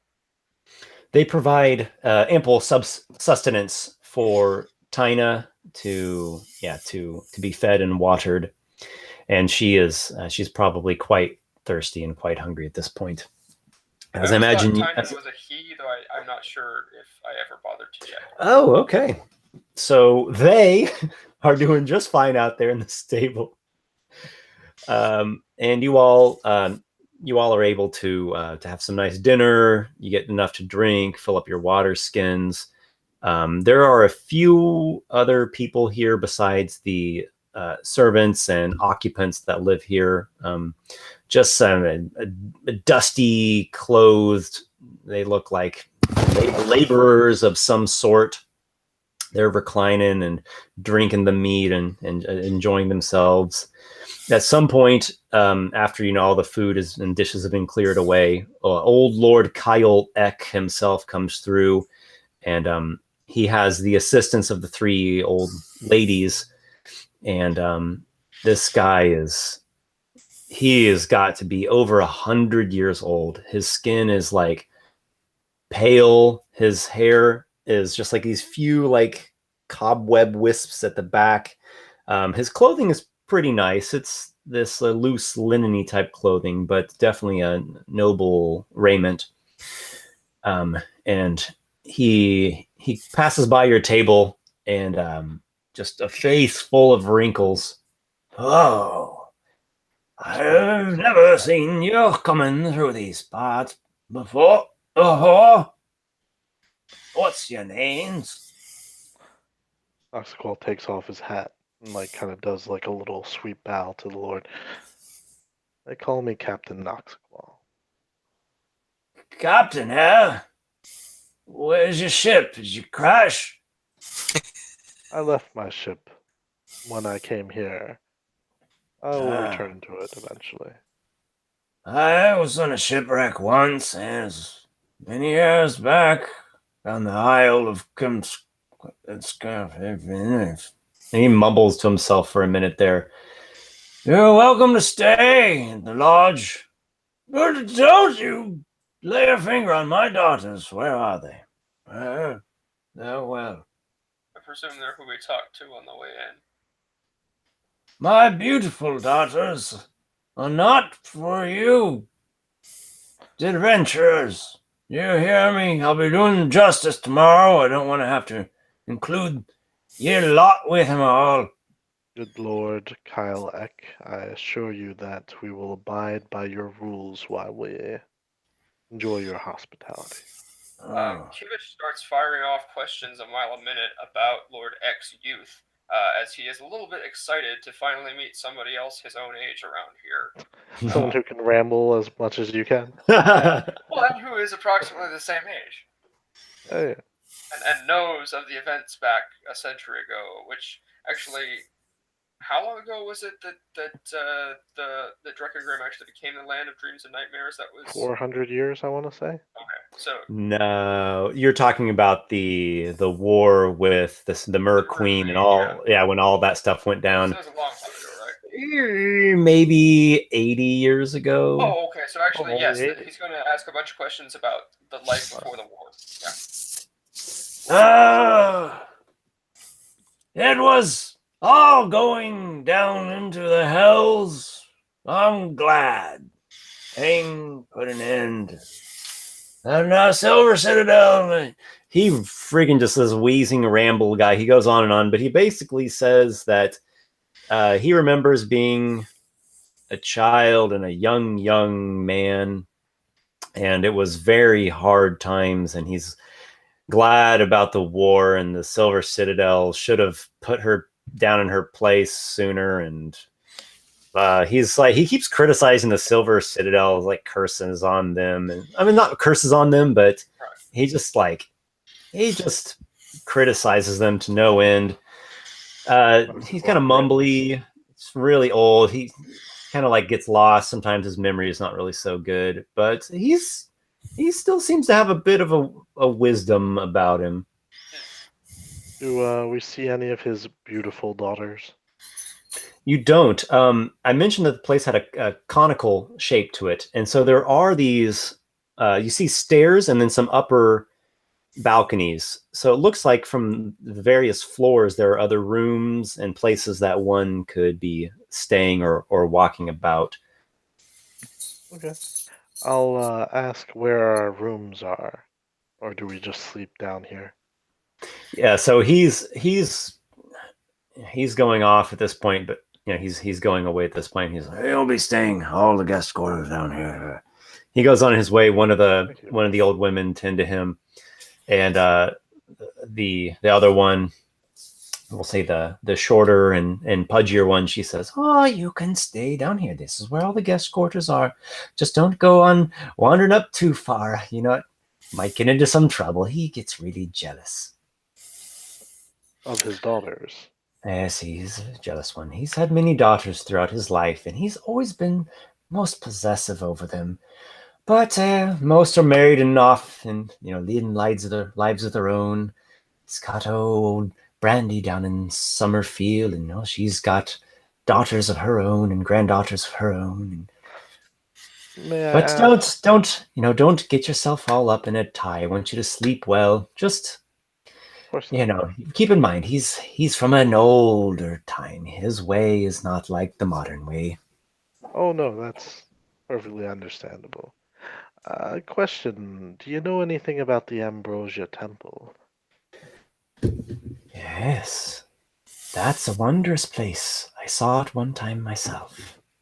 Bathe in the waters. That's why I have such a youthful glow about me despite my age. Of course. Where is the waters that the temple is famous for? Oh, there's a pool, a fountain there inside the prayer hall. Yes, many year backs, I have fond memories of my trek down to Ambrosia Temple. And is the temple free for all to come and go from, or is it? Yes, it's open. It's a temple of old. You'll be greeted with pillared arcades and wind breezes caressing you through the halls. There are the cultists and the priests that tend to the place there. They are quiet, sort, sacred, reverent in their upkeep of the rituals. I was not aware that there were priests that still tended the temple. Oh, yes, yes. Sadly, the gods' names are forgotten to me, but, well, I don't venture out that far. No, not at my age, not anymore. That was younger days of mine. This water, you have to drink it, or do you bathe in it? How does the magic work? I wouldn't go drinking it, what, with everyone coming off the dusty roads and bathing in it, but Okay. maybe that one wants his horse to go inside and drink from it. Interesting. Has anyone ever been permitted to take water from the temple? Oh, I don't think that's permitted. No, it's a sacred, holy place, holy waters. I don't know. You should speak with the cultists there. They might be able to give you a better answer on that question now, dear. Thank you for your help. Oh, it was my pleasure. Thank you all for the consideration that you all mentioned earlier. Of course, of course. I'll be sure to leave something before I go. She and the other woman that are with her, they kind of like take a look at this pedestal that's near the door, just kind of, is molded up out of the clay near the doorway, and there's a nice decorated clay basin at the top of it, and you notice there were some various coins and other little baubles of value that had been placed in there. The other one, the third woman, she's kind of like ushering everyone away. All right, time for bed. Lord will be seeing the justice be done on the morrow. So if you're into this sort of legal affairs, it might be a nice thing for you to watch. It can get a bit harsh for my taste, but justice must be served. And what justice will be done, if you don't mind me asking, before we head to bed? I don't know. There's a group, I think, of 3 or 4 this time. I heard one of them's a young boy who was stealing from us here. Yes, well, we can't have that. Why would anyone steal? You seem to give freely enough to travelers.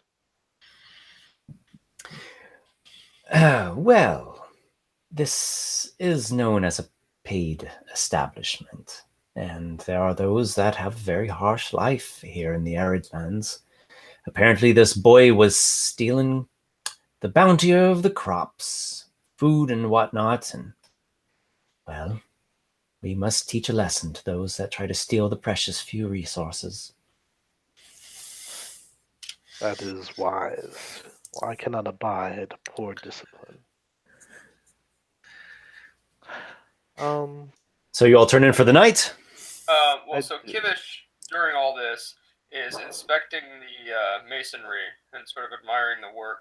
And if he can get off to a place where he's alone and nobody's really watching, he's going to take out a small birch bark jar and uncap it and take his mason's tools and actually try and chip off a little bit of the clay and put it in the jar and replace it with a little clod of swamp earth and just sort of pocket the jar and be on his way out to the stables where Tynan is so he can deliver the bowl of mead. You take yourself a sampling of this masterwork clay. It's pretty hard for you to get the chip off of it. You notice that it is incredibly durable. Are you willing to risk making a lot of noise doing this? Not a tremendous amount, no. No. Okay. So you give it a few taps and it's not coming. You're going to have to really whack at this. Esper, I want to move things forward, but I am curious about this execution of the boy tomorrow. Noxiqual has a kind of so always say just a feeling that perhaps it might be of some use to him if I can perhaps persuade the Lord to pardon him. All right, so we'll mental note that, and then if you Yes. want to attend the justice scene tomorrow, see if you can get in there and speak with Lord Eck. Yeah, heck. All right, so yeah, Kivish is gonna, rather than spending the night in such a hot baked cone of clay, of desert clay, he's gonna Uh-huh. spend time and give him his mead out in the stable. And All right, in the morning, though, he is going to join the rest to also view this trial or farce thereof, depending on who you ask. mm-hmm.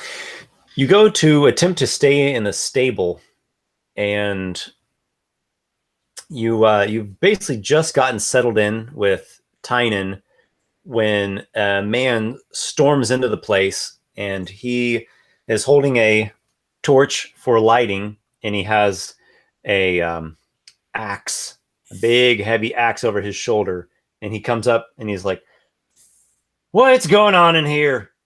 What are you doing?" Well, I was trying to sleep. He gives you this really suspicious look. There's a few other donkeys and mules, maybe like one horse in this stable, and he's like, "Get out of here! You got a room in the guest lodge." And if I wish to not sweat myself to death in the night, Sweat? It's cold as a frost giant's nipple. he It sort of is like pretty chilly at nighttime here. looks around and tests the air again and says, "Oh, is it?" Come he- on, he- Swamp Thing. I can't have you lurking around the stable. We got people's he sort of animals and livestock in here. he points in the stable hand and says, "I see you have come prepared, but may I ask you a question as well?" He's not a patient one, and he says, like, we can talk as we're walking. Come on, buddy. Do All you He play nice, or what are you doing? Yeah, he starts to walk out, and as he does, he sort of glares and says, "On your life, take care of my horse," and then sort of walks out of there and seeks appropriate lodgings, or what they call appropriate lodgings, in the guest room. Yeah, he makes a comment that justice is swift and very harsh in this land, and so it sends a message out to would-be horse thieves and other robbers and ruffian sorts. Okay. He describes Lord Kyle Eck as harsh but fair, harsh but just. Kivish comments that in the swamps, all is harsh, but nothing swift. He just kind of looks at you. He's like, yeah. he's not much a fan of the mucky way. This man of the Badlands. All right, so you join your friends in the guest room. Yeah. Okay, so you all go to bed for the night. There is another occurrence during the nighttime. Go on. It is not a dream, though it might be a bit dreamy. You the three of you awaken, and you all are sharing a room here. There's another pair of what look like miners, like mine workermen. They're also staying in a bed. It's like a big commons room, and you hear voices in the night, girls' voices. I knew it. I knew where you were going with this, Esper.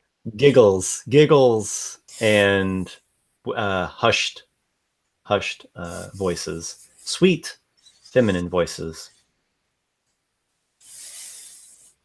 Kobe, he like, he has like this like shaggy mane of hair. He like does like this. He's like, no, nope, no. Smart. He like puts his face down into the like pillow. I'm not sure what kind of pillows they would have here. Maybe woolen pillow. Mhm. And you look at Tanyan, and he's like looking right back at you like, I can just go, just take a look and see what it is. Maybe it's danger. I think you should stick close to Kobe. Ah, oaf. slept next to his farting ass on enough journeys. I want to see what's going on there. Come on, you heard what the old women said. Lord's just a cranky old geezer. He don't mean us no harm. I also heard what they said about justice is swift in this land and how they're going to be executing a boy tomorrow. Do you wish... A thief! I'm not going to thieve. Okay, there. If you wish to go see, take your life in your own hands, I'm not going to deny any man his choice to make, but it may be the end of your time with my crew if that is the case. So you tell him that, and his demeanor changes, and he says, "Oh, really? Okay, I'm gonna go take a look. Just a look. I'll be back." Yeah, this is gonna go badly. It's all right. Just him and I have kind of a plan. So he leaves the room for a few minutes. You hear the hushed voices. You can't quite make out what they're saying. Kivish, Lykarr, anything that you all are doing at this moment?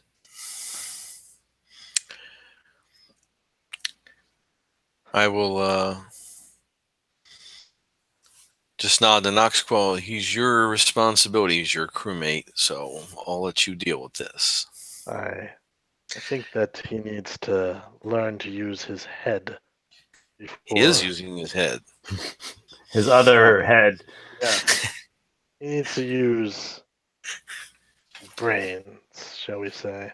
If he can't learn to do that, then he has no place on my crew. I'm going to, however, get up and go see what's going on. Okay. So you get up and you see that Tanyan is partway up the first flight of stairs, and he's looking up and he's talking with 3 women who are on the so there's like, what do I call it, the second floor and the third floor, is that right? Like a tier. Yeah. Was it ground floor, second, third, or is it ground floor, first, second? Whatever you depends want. on whether you're in the U.S. or Europe. I think Europe, they start counting the first floor as the first I think so floor. too. Yeah. Yeah, Floor that's what I noticed in Brazil too. Okay, so we'll say ground floor, first, second, third. So he's talking with 3 women that are then on this second, so 2 above the ground floor. There is a raven-haired woman, a red-headed woman, and a blonde woman. The blonde one is the giggliest of the 3 and is a really kind of fleshy, buxom, curvy one.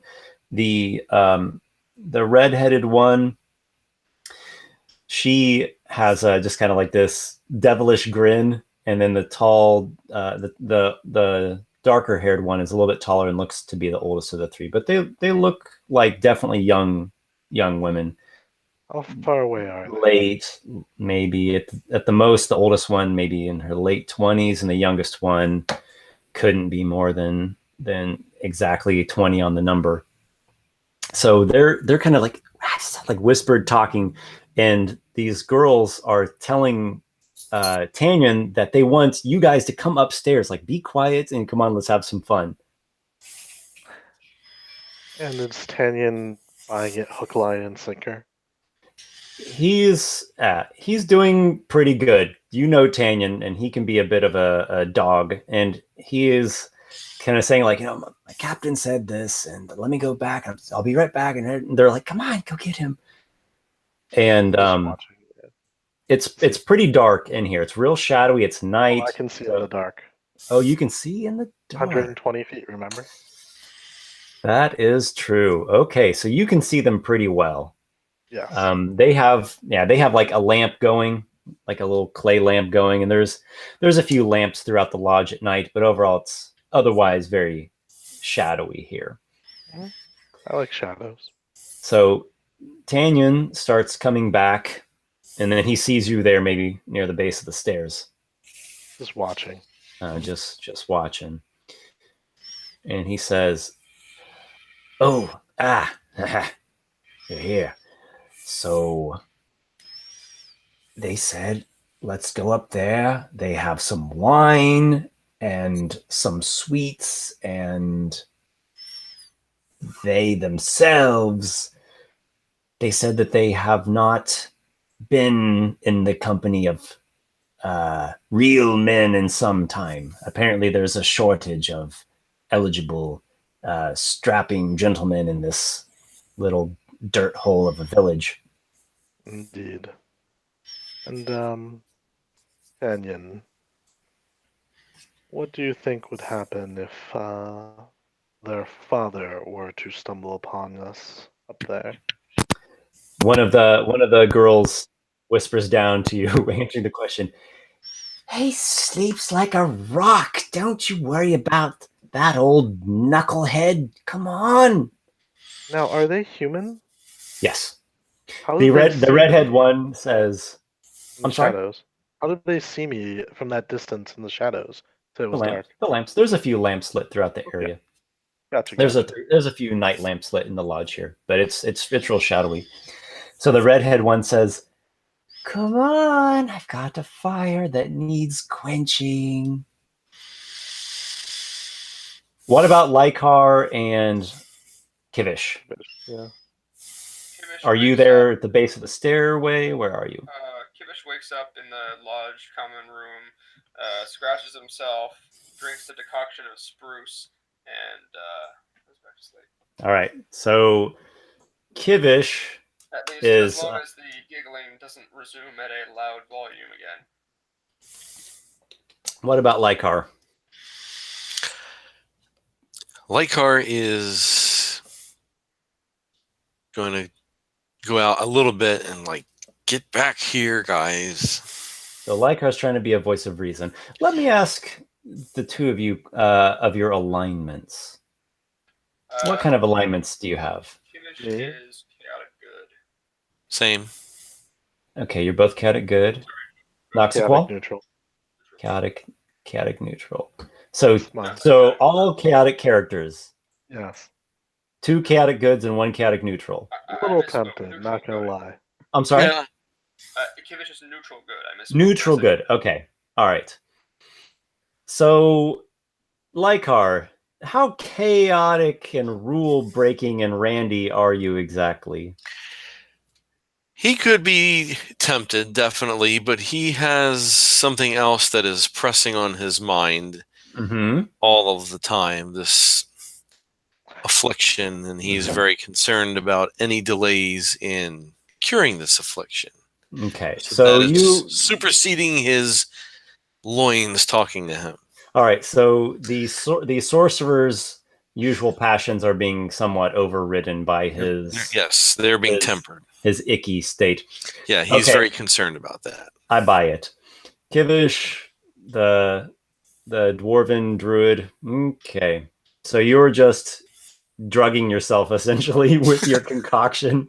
Well, I don't know about drugging himself. It's just like a spruce tea. All right, he drinks his chamomile tea and Yeah, just Calms himself down.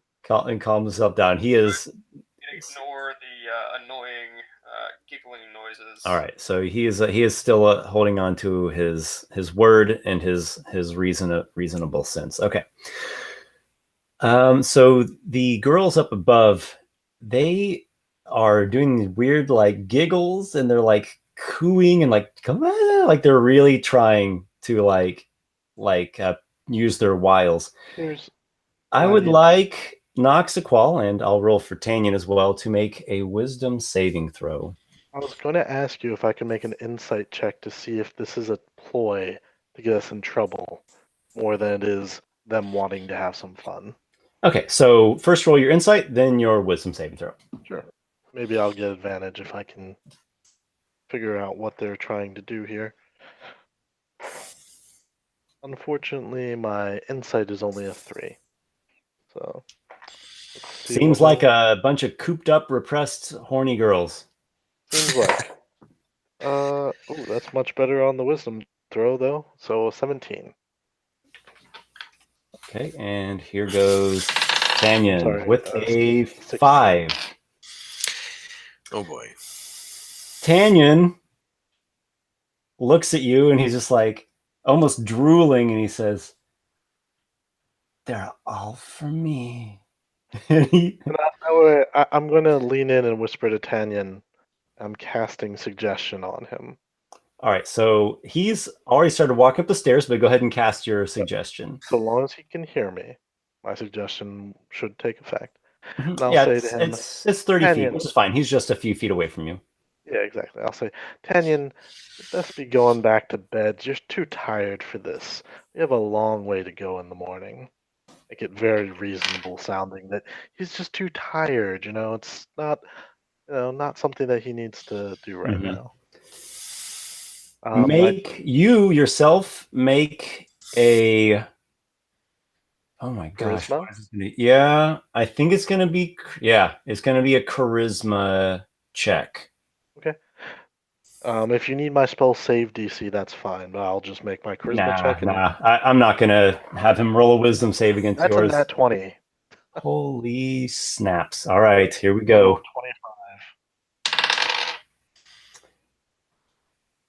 Oh my gosh! You got it by 1. I know, right? All right, I did the contest. You got it by 1. So if I may, like as I speak, like the shadows like slowly like envelop his like head and like slowly go into his ears a little bit, and he kind of like he can't hear their giggling anymore, and he kind of like looks back. Yeah, he looks back at you and he just says, "Oh yeah, that's right. I'm gonna go to sleep." And he just starts like kind of plodding back to his bed. Seems a little disappointed, but more under the effects of the spell than anything. Make an Arcana check, if you would. Yeah, I feel like there may be something going on here. Let's See check the this skull with all Arcana. The hair and the beard. That's a 17 on the Arcana. Okay. You have been able to identify through your knowledge of spellcraft and the arcane that these girls actually cast suggestion on him and you. And you actually defeated their suggestion just barely. Holy smokes. They come down a floor to get closer, and they seem kind of upset, and they're kind of like swearing at you and calling you dirty, foul names. They seem kind of pissed off, but they haven't let go of all those charmy ways. It's like pissed off, huffing. Well, here's what's going to happen. Make a percept. Oh no, you have the dark vision. I do. So you just see this right in front of your eyes. These girls look older now. I knew it. Having descended a level, they look older. I have an idea because I like cinematic, roleplay stuff. As a pure out of character question, the 3 ladies we talked to earlier, were their hair any color other than gray? They were so old it was gray, whitish gray. Gotcha. So now they look like, kind of middle-aged women. Here's what's gonna happen. For my axe, so yes, I can't see them. Yeah, never mind. You're in chamomile dream. Noxiqual will turn his back on them, but slowly I'm casting this where they can't see they can't read my lips and whatnot. I'm casting Major Image, one of my most powerful spells. Excellent. And I'm going to make it so that my shadow begins to like slowly grow upon the wall. And like this demon kind of like shadow like upon the wall. Like if you can imagine this Mhm. coming out of Noxiqual, it slowly begins to like creep up the stairs. Hopefully that will scare them off. They take a look at that and are just really spooked. Their giggles stop. There's like they don't want anything to do with that, and they head back up to wherever room they were in. My last words on the matter is I'll say, be careful who you invite into your den. You may be the ones who are consumed. And then I'll go to bed. All right. So yeah, you give the dramatic ending there. They whatever you did, they don't want anything to do with it.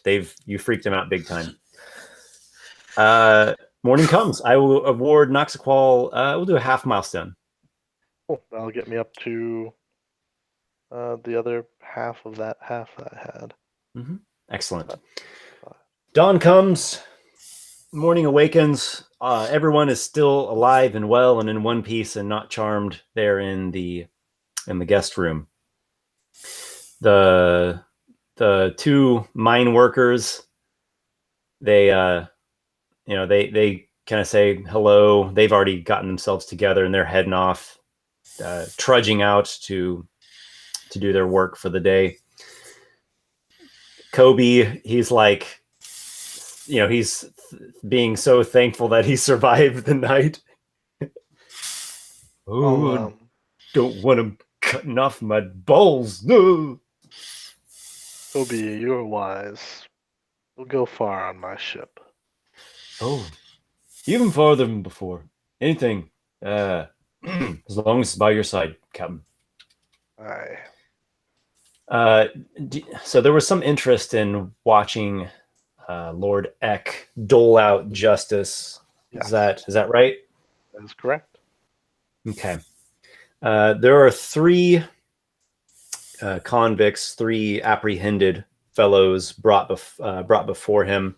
All of them with their hands roped up behind their back, and that strapping guy who had the axe with him, he's standing close by. This is like out a little distance from the settlement. I'm sorry, not out of distance, on the edge of the settlement, and there's like think of a headsman stump. Mm-hmm. There's a young boy, can't be more than 9 years old tops.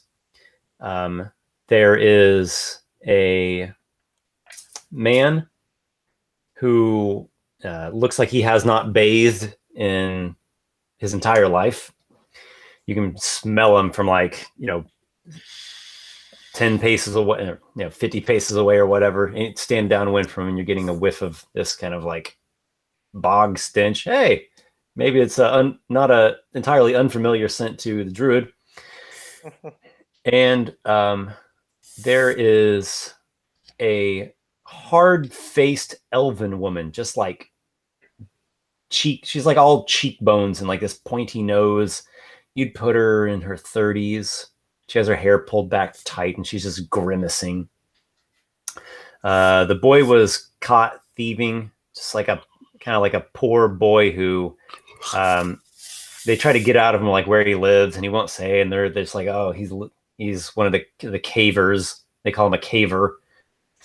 And and Lord Kyle Eck sentences him to beheading, and his head's gonna be mounted on a stick, on a spear, with like a sign warding off thieves and other would-be robbers. Do they pronounce everyone's sentence, or do they carry them out one at a time? Looks to be one at a time.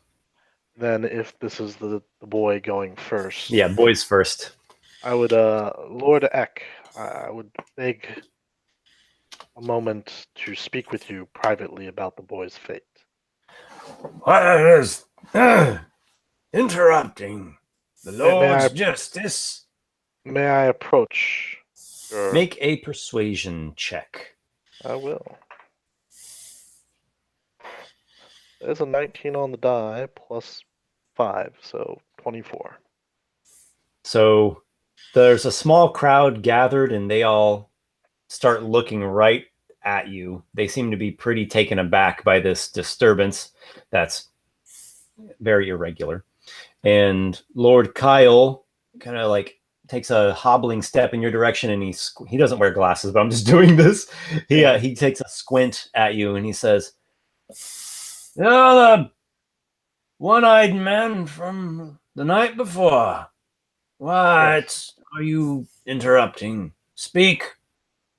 I approach him, so I'm like right next to him, 5 feet away or so. Okay, you get up close to speak with him. And I'll just lean in very closely and say, the boy, surely being so young, with so much life ahead of him, that is yet unwritten, could there not be mercy tempered with justice?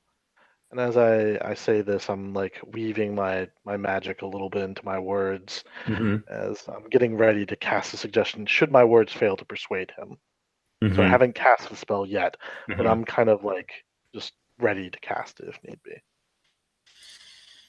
This is a hard land. What Perhaps. he would steal would probably cost the lives of one of my own people. Animal might starve to death on his behalf. They're damned cavers and shit barbarians. I am the lord of this land.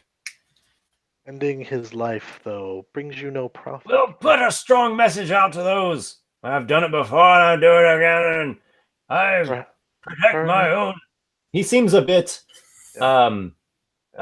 insulted or offended that you questioned him in front of people publicly. No. I lean in and I whisper to him, and I'm casting suggestion. I say, but you could turn him over to me, and I would surely give you compensation for such mercy, if it were your own decision, of course.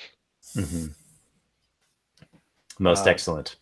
DC 17 suggestion. He spaces out for a moment, and then he says, what sort of compensation? Yeah. What sort of prize would I win for the life of this young thief here? Well, I noticed that you are getting on in age. I could bring you some of the water, perhaps, from the temple of Ambrosia. The Temple of Ambrosia. Yeah, some of the ambrosia itself. Hey, curses on that misbegotten place. I don't want water from that tomb. What else can you give me? I could bring you something from the outside world if there's something that you desire. He says, food. I wine. Need a good wife. A good wife. I need to find a good husbands for my daughters. The 3 of you can marry them, and you can have the lives of this 3 ruffians here to serve on your ship, good captain. Marry your daughters. Is that the price? Yes, there are 3, not counting those. No, there's 5. Okay, there's 5 of you. You sort it out amongst yourselves, but No. Sorry. Scratch that. He doesn't want the 2. He doesn't want the 2 swabs. The 3.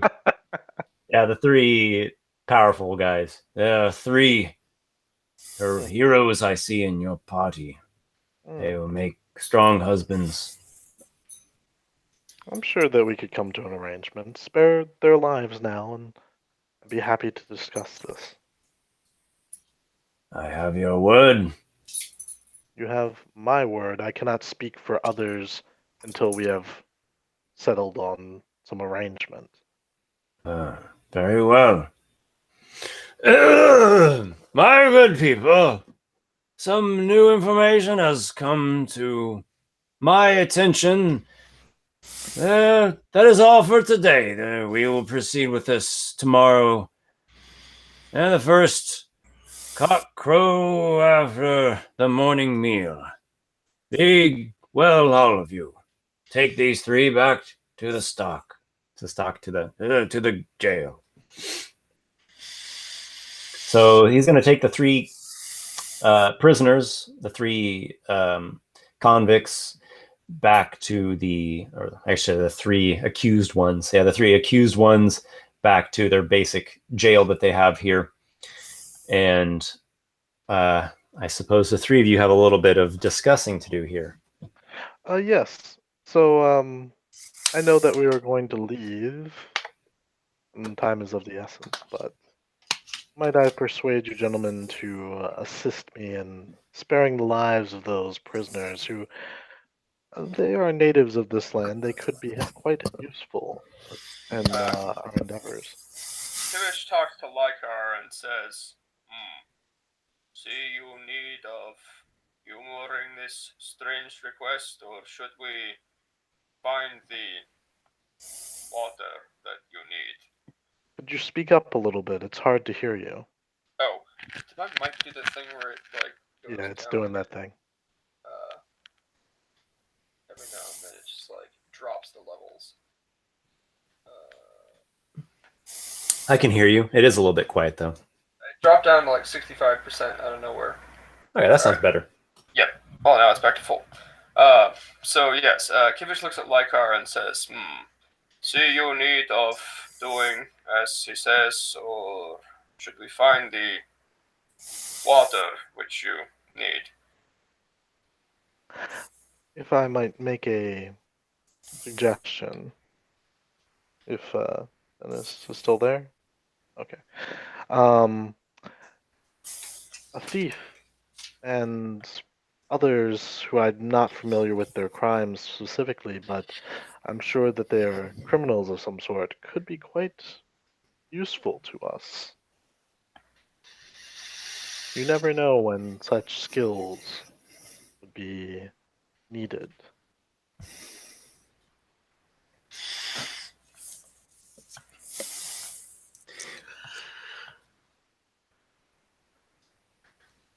Are you interested in knowing the crimes that they are accused of? I would love to know. Yeah, okay. So we know the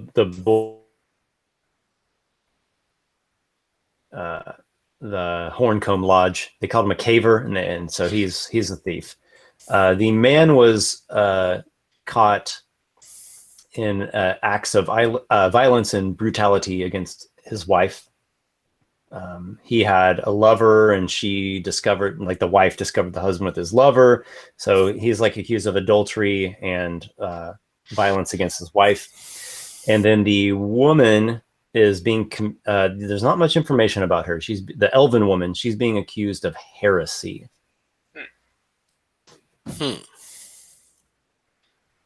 I'll talk to her. But the price is a simple one if you wish to spare their lives.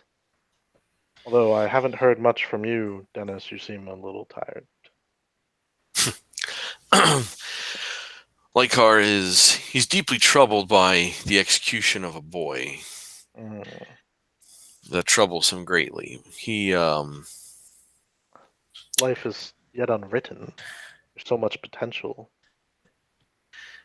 The crime does not seem to fit the punishment. Agreed. I think there is some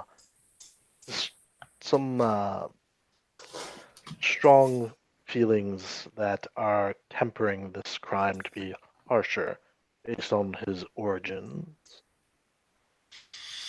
Yes, there are some factors. The boy is considered to be sort of an outsider or a barbarian folk. Maybe there's bad blood maybe even raids, wars, something between the settlement and the cave people. There's also the fact that this is a pretty harsh land in terms of limited resources, so stealing food really can be a matter of life or death. Oh, absolutely. And then there's also the fact that Lord Eck is just a hard ass, and he just wants to set a really harsh lesson against anyone else that might try to steal. What do you think? I think the 3 daughters are going to be the really old women. How do you know that? Well, that's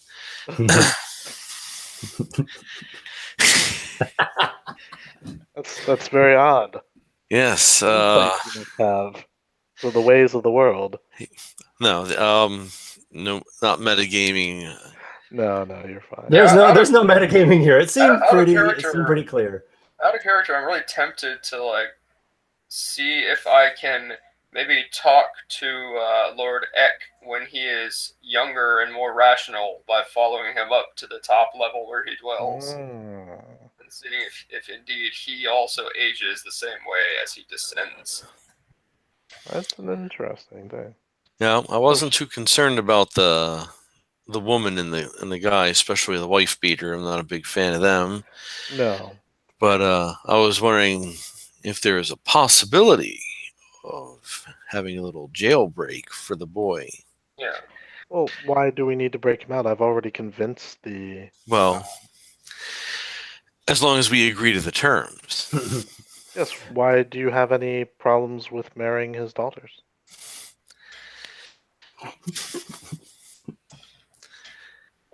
Well, out of character, the fact that they tried to like lure you guys in succubus style with Oh, yeah. spells. Out of character, there's plenty of reasons. Yeah. Here's what your in-character reasons are. In character, I probably don't even know about your plan yet, since I don't think you were saying it like. True. I'm revealing it now. I'm saying the price of the boy's life and the other prisoners, which are lumped in with the boy, is for each one of us to marry one of the 3 daughters. Would I have to arrange for her to travel with me back to Norgal's Rock? That has not been discussed. That is something that we could bring up. Would there be a dowry? To you? To them? Because So yeah, in terms of dowry, that's like a detail that's not discussed, but your character would probably have a general inclination that there would be some sort of dowry paid to you for the marriage. interesting. I would like each of you to make an insight check. All right, that I can do. Okay. As your characters are discussing some things here. That I can do rather badly with a 7 plus. Not enough to make it much more than a 7. 10. 21. Okay, 21's pretty good. What were we trying to roll? Sorry. Insight. Oh, I can't beat a 21. I got a 5. So Lykar's the only one who picks up on this, but you definitely pick up on it. Couple things. One is that it does seem that there's something going on with aging in this place. You are convinced that the 3 old women, the old gray-haired grannies, are the daughters, and the higher up in the floors they went, the younger they were.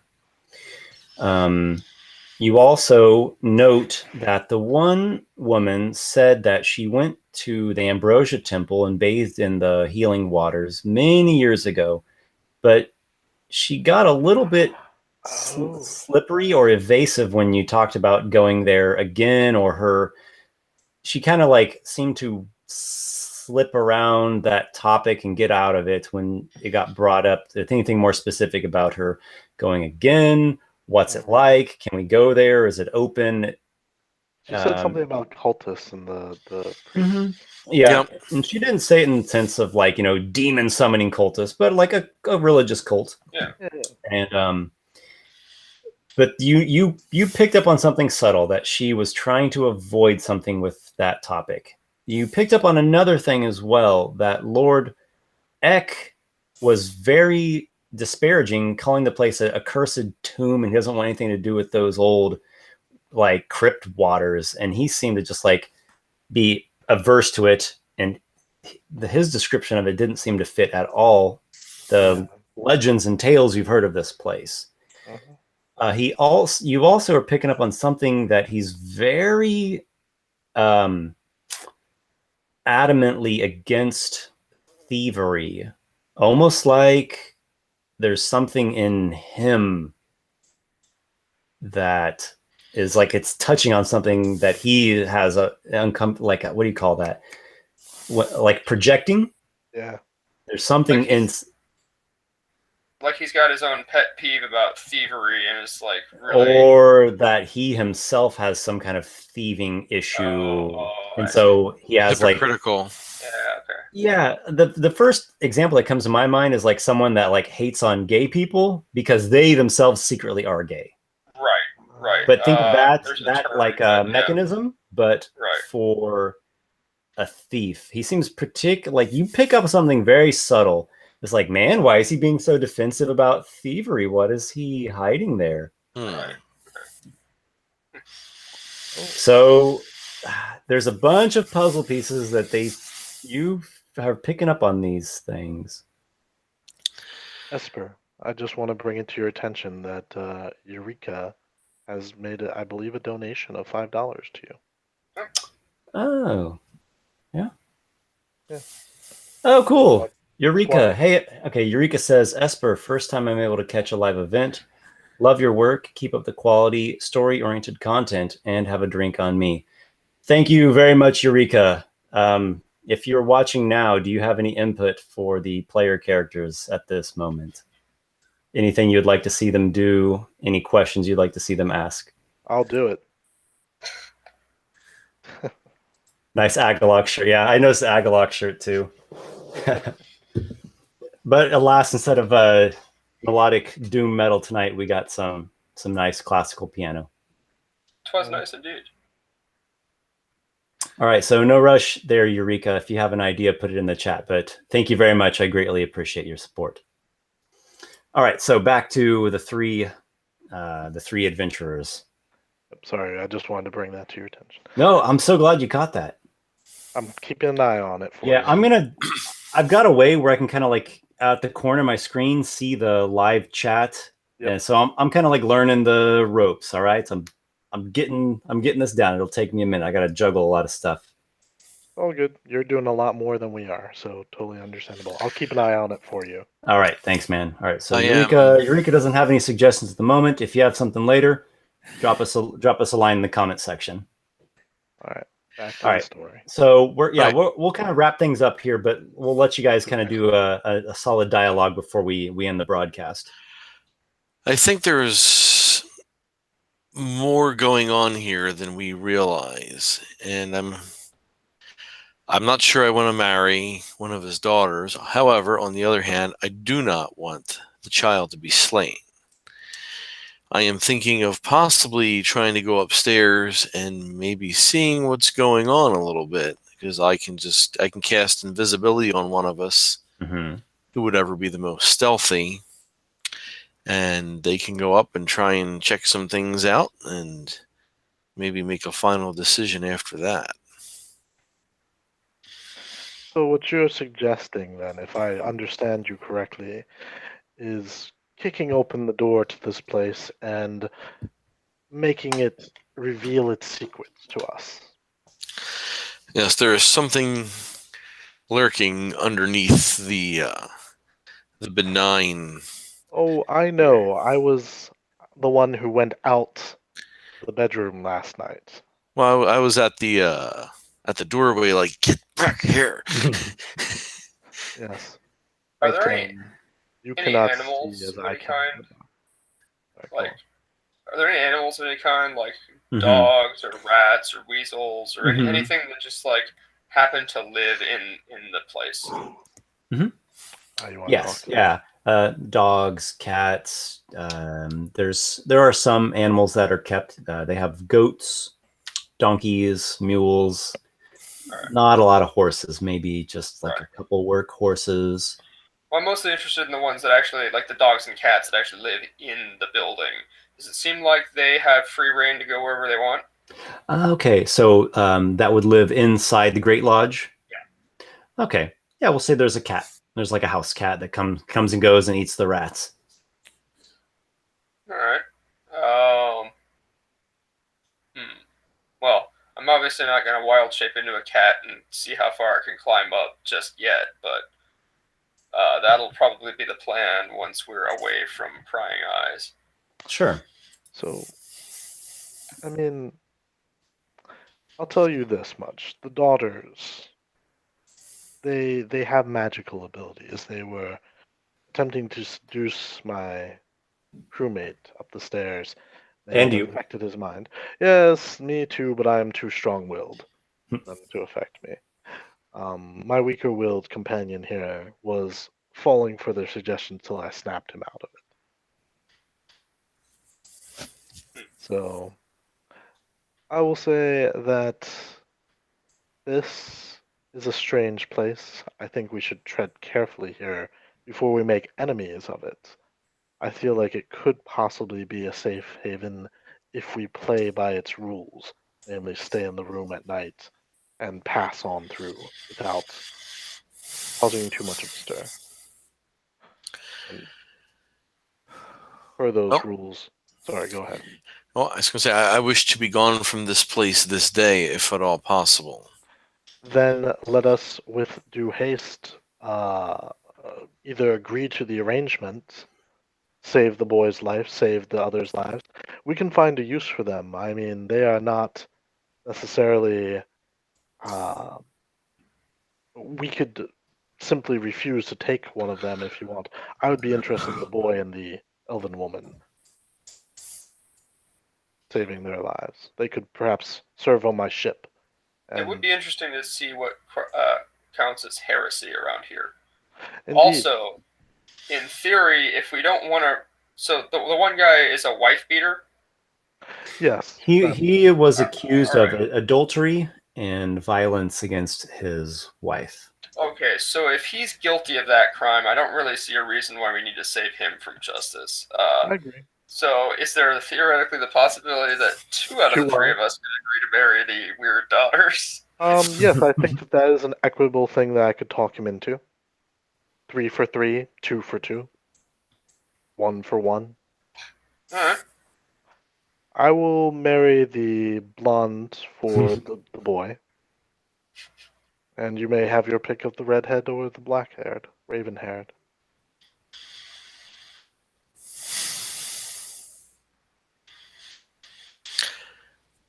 Who, me? Kivish? Kivish? Whichever one. Yeah. All right. Kivish of the Night Heron cloak. Maybe he wants the raven-haired beauty. Okay. If he's gonna make a stand about anything here, he's gonna pull a dried out lizard skull from his pouch and jam it on his finger. I will say this.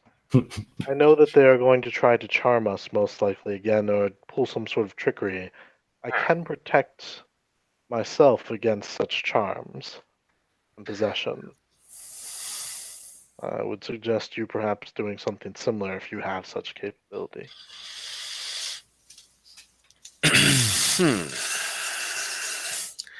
Hey, I don't want him to try and charm us and have us stay here. Let's make the arrangements, have the wedding, and leave on our way. They will stay here with their father, and we will return at some point in the future on our way back. And You can probably become promised to these women, and that Exactly. will stay the punishments of the 2 prisoners, and the marriage could take place at a later time, and that's when those 2 will get their freedom. Agreed. All right, All right. so it sounds like we've got a general plan, and we can delve into that on the next session. Give you a little time to prepare for the next session. Yeah, sure, and we'll do some chatting between now and then. I feel that we'll get things a little more solidified. I feel now that you can call next session Judgment Day. Judgment Day. I'll be Wedding back. day. The Reckoning. Wedding Day. Part 3, The Reckoning. Never go back to Wedding Lake Camp, Part 5. I just see the druid like throwing like a bouquet of flowers, and they turn into like a bomb, like a tangle bomb.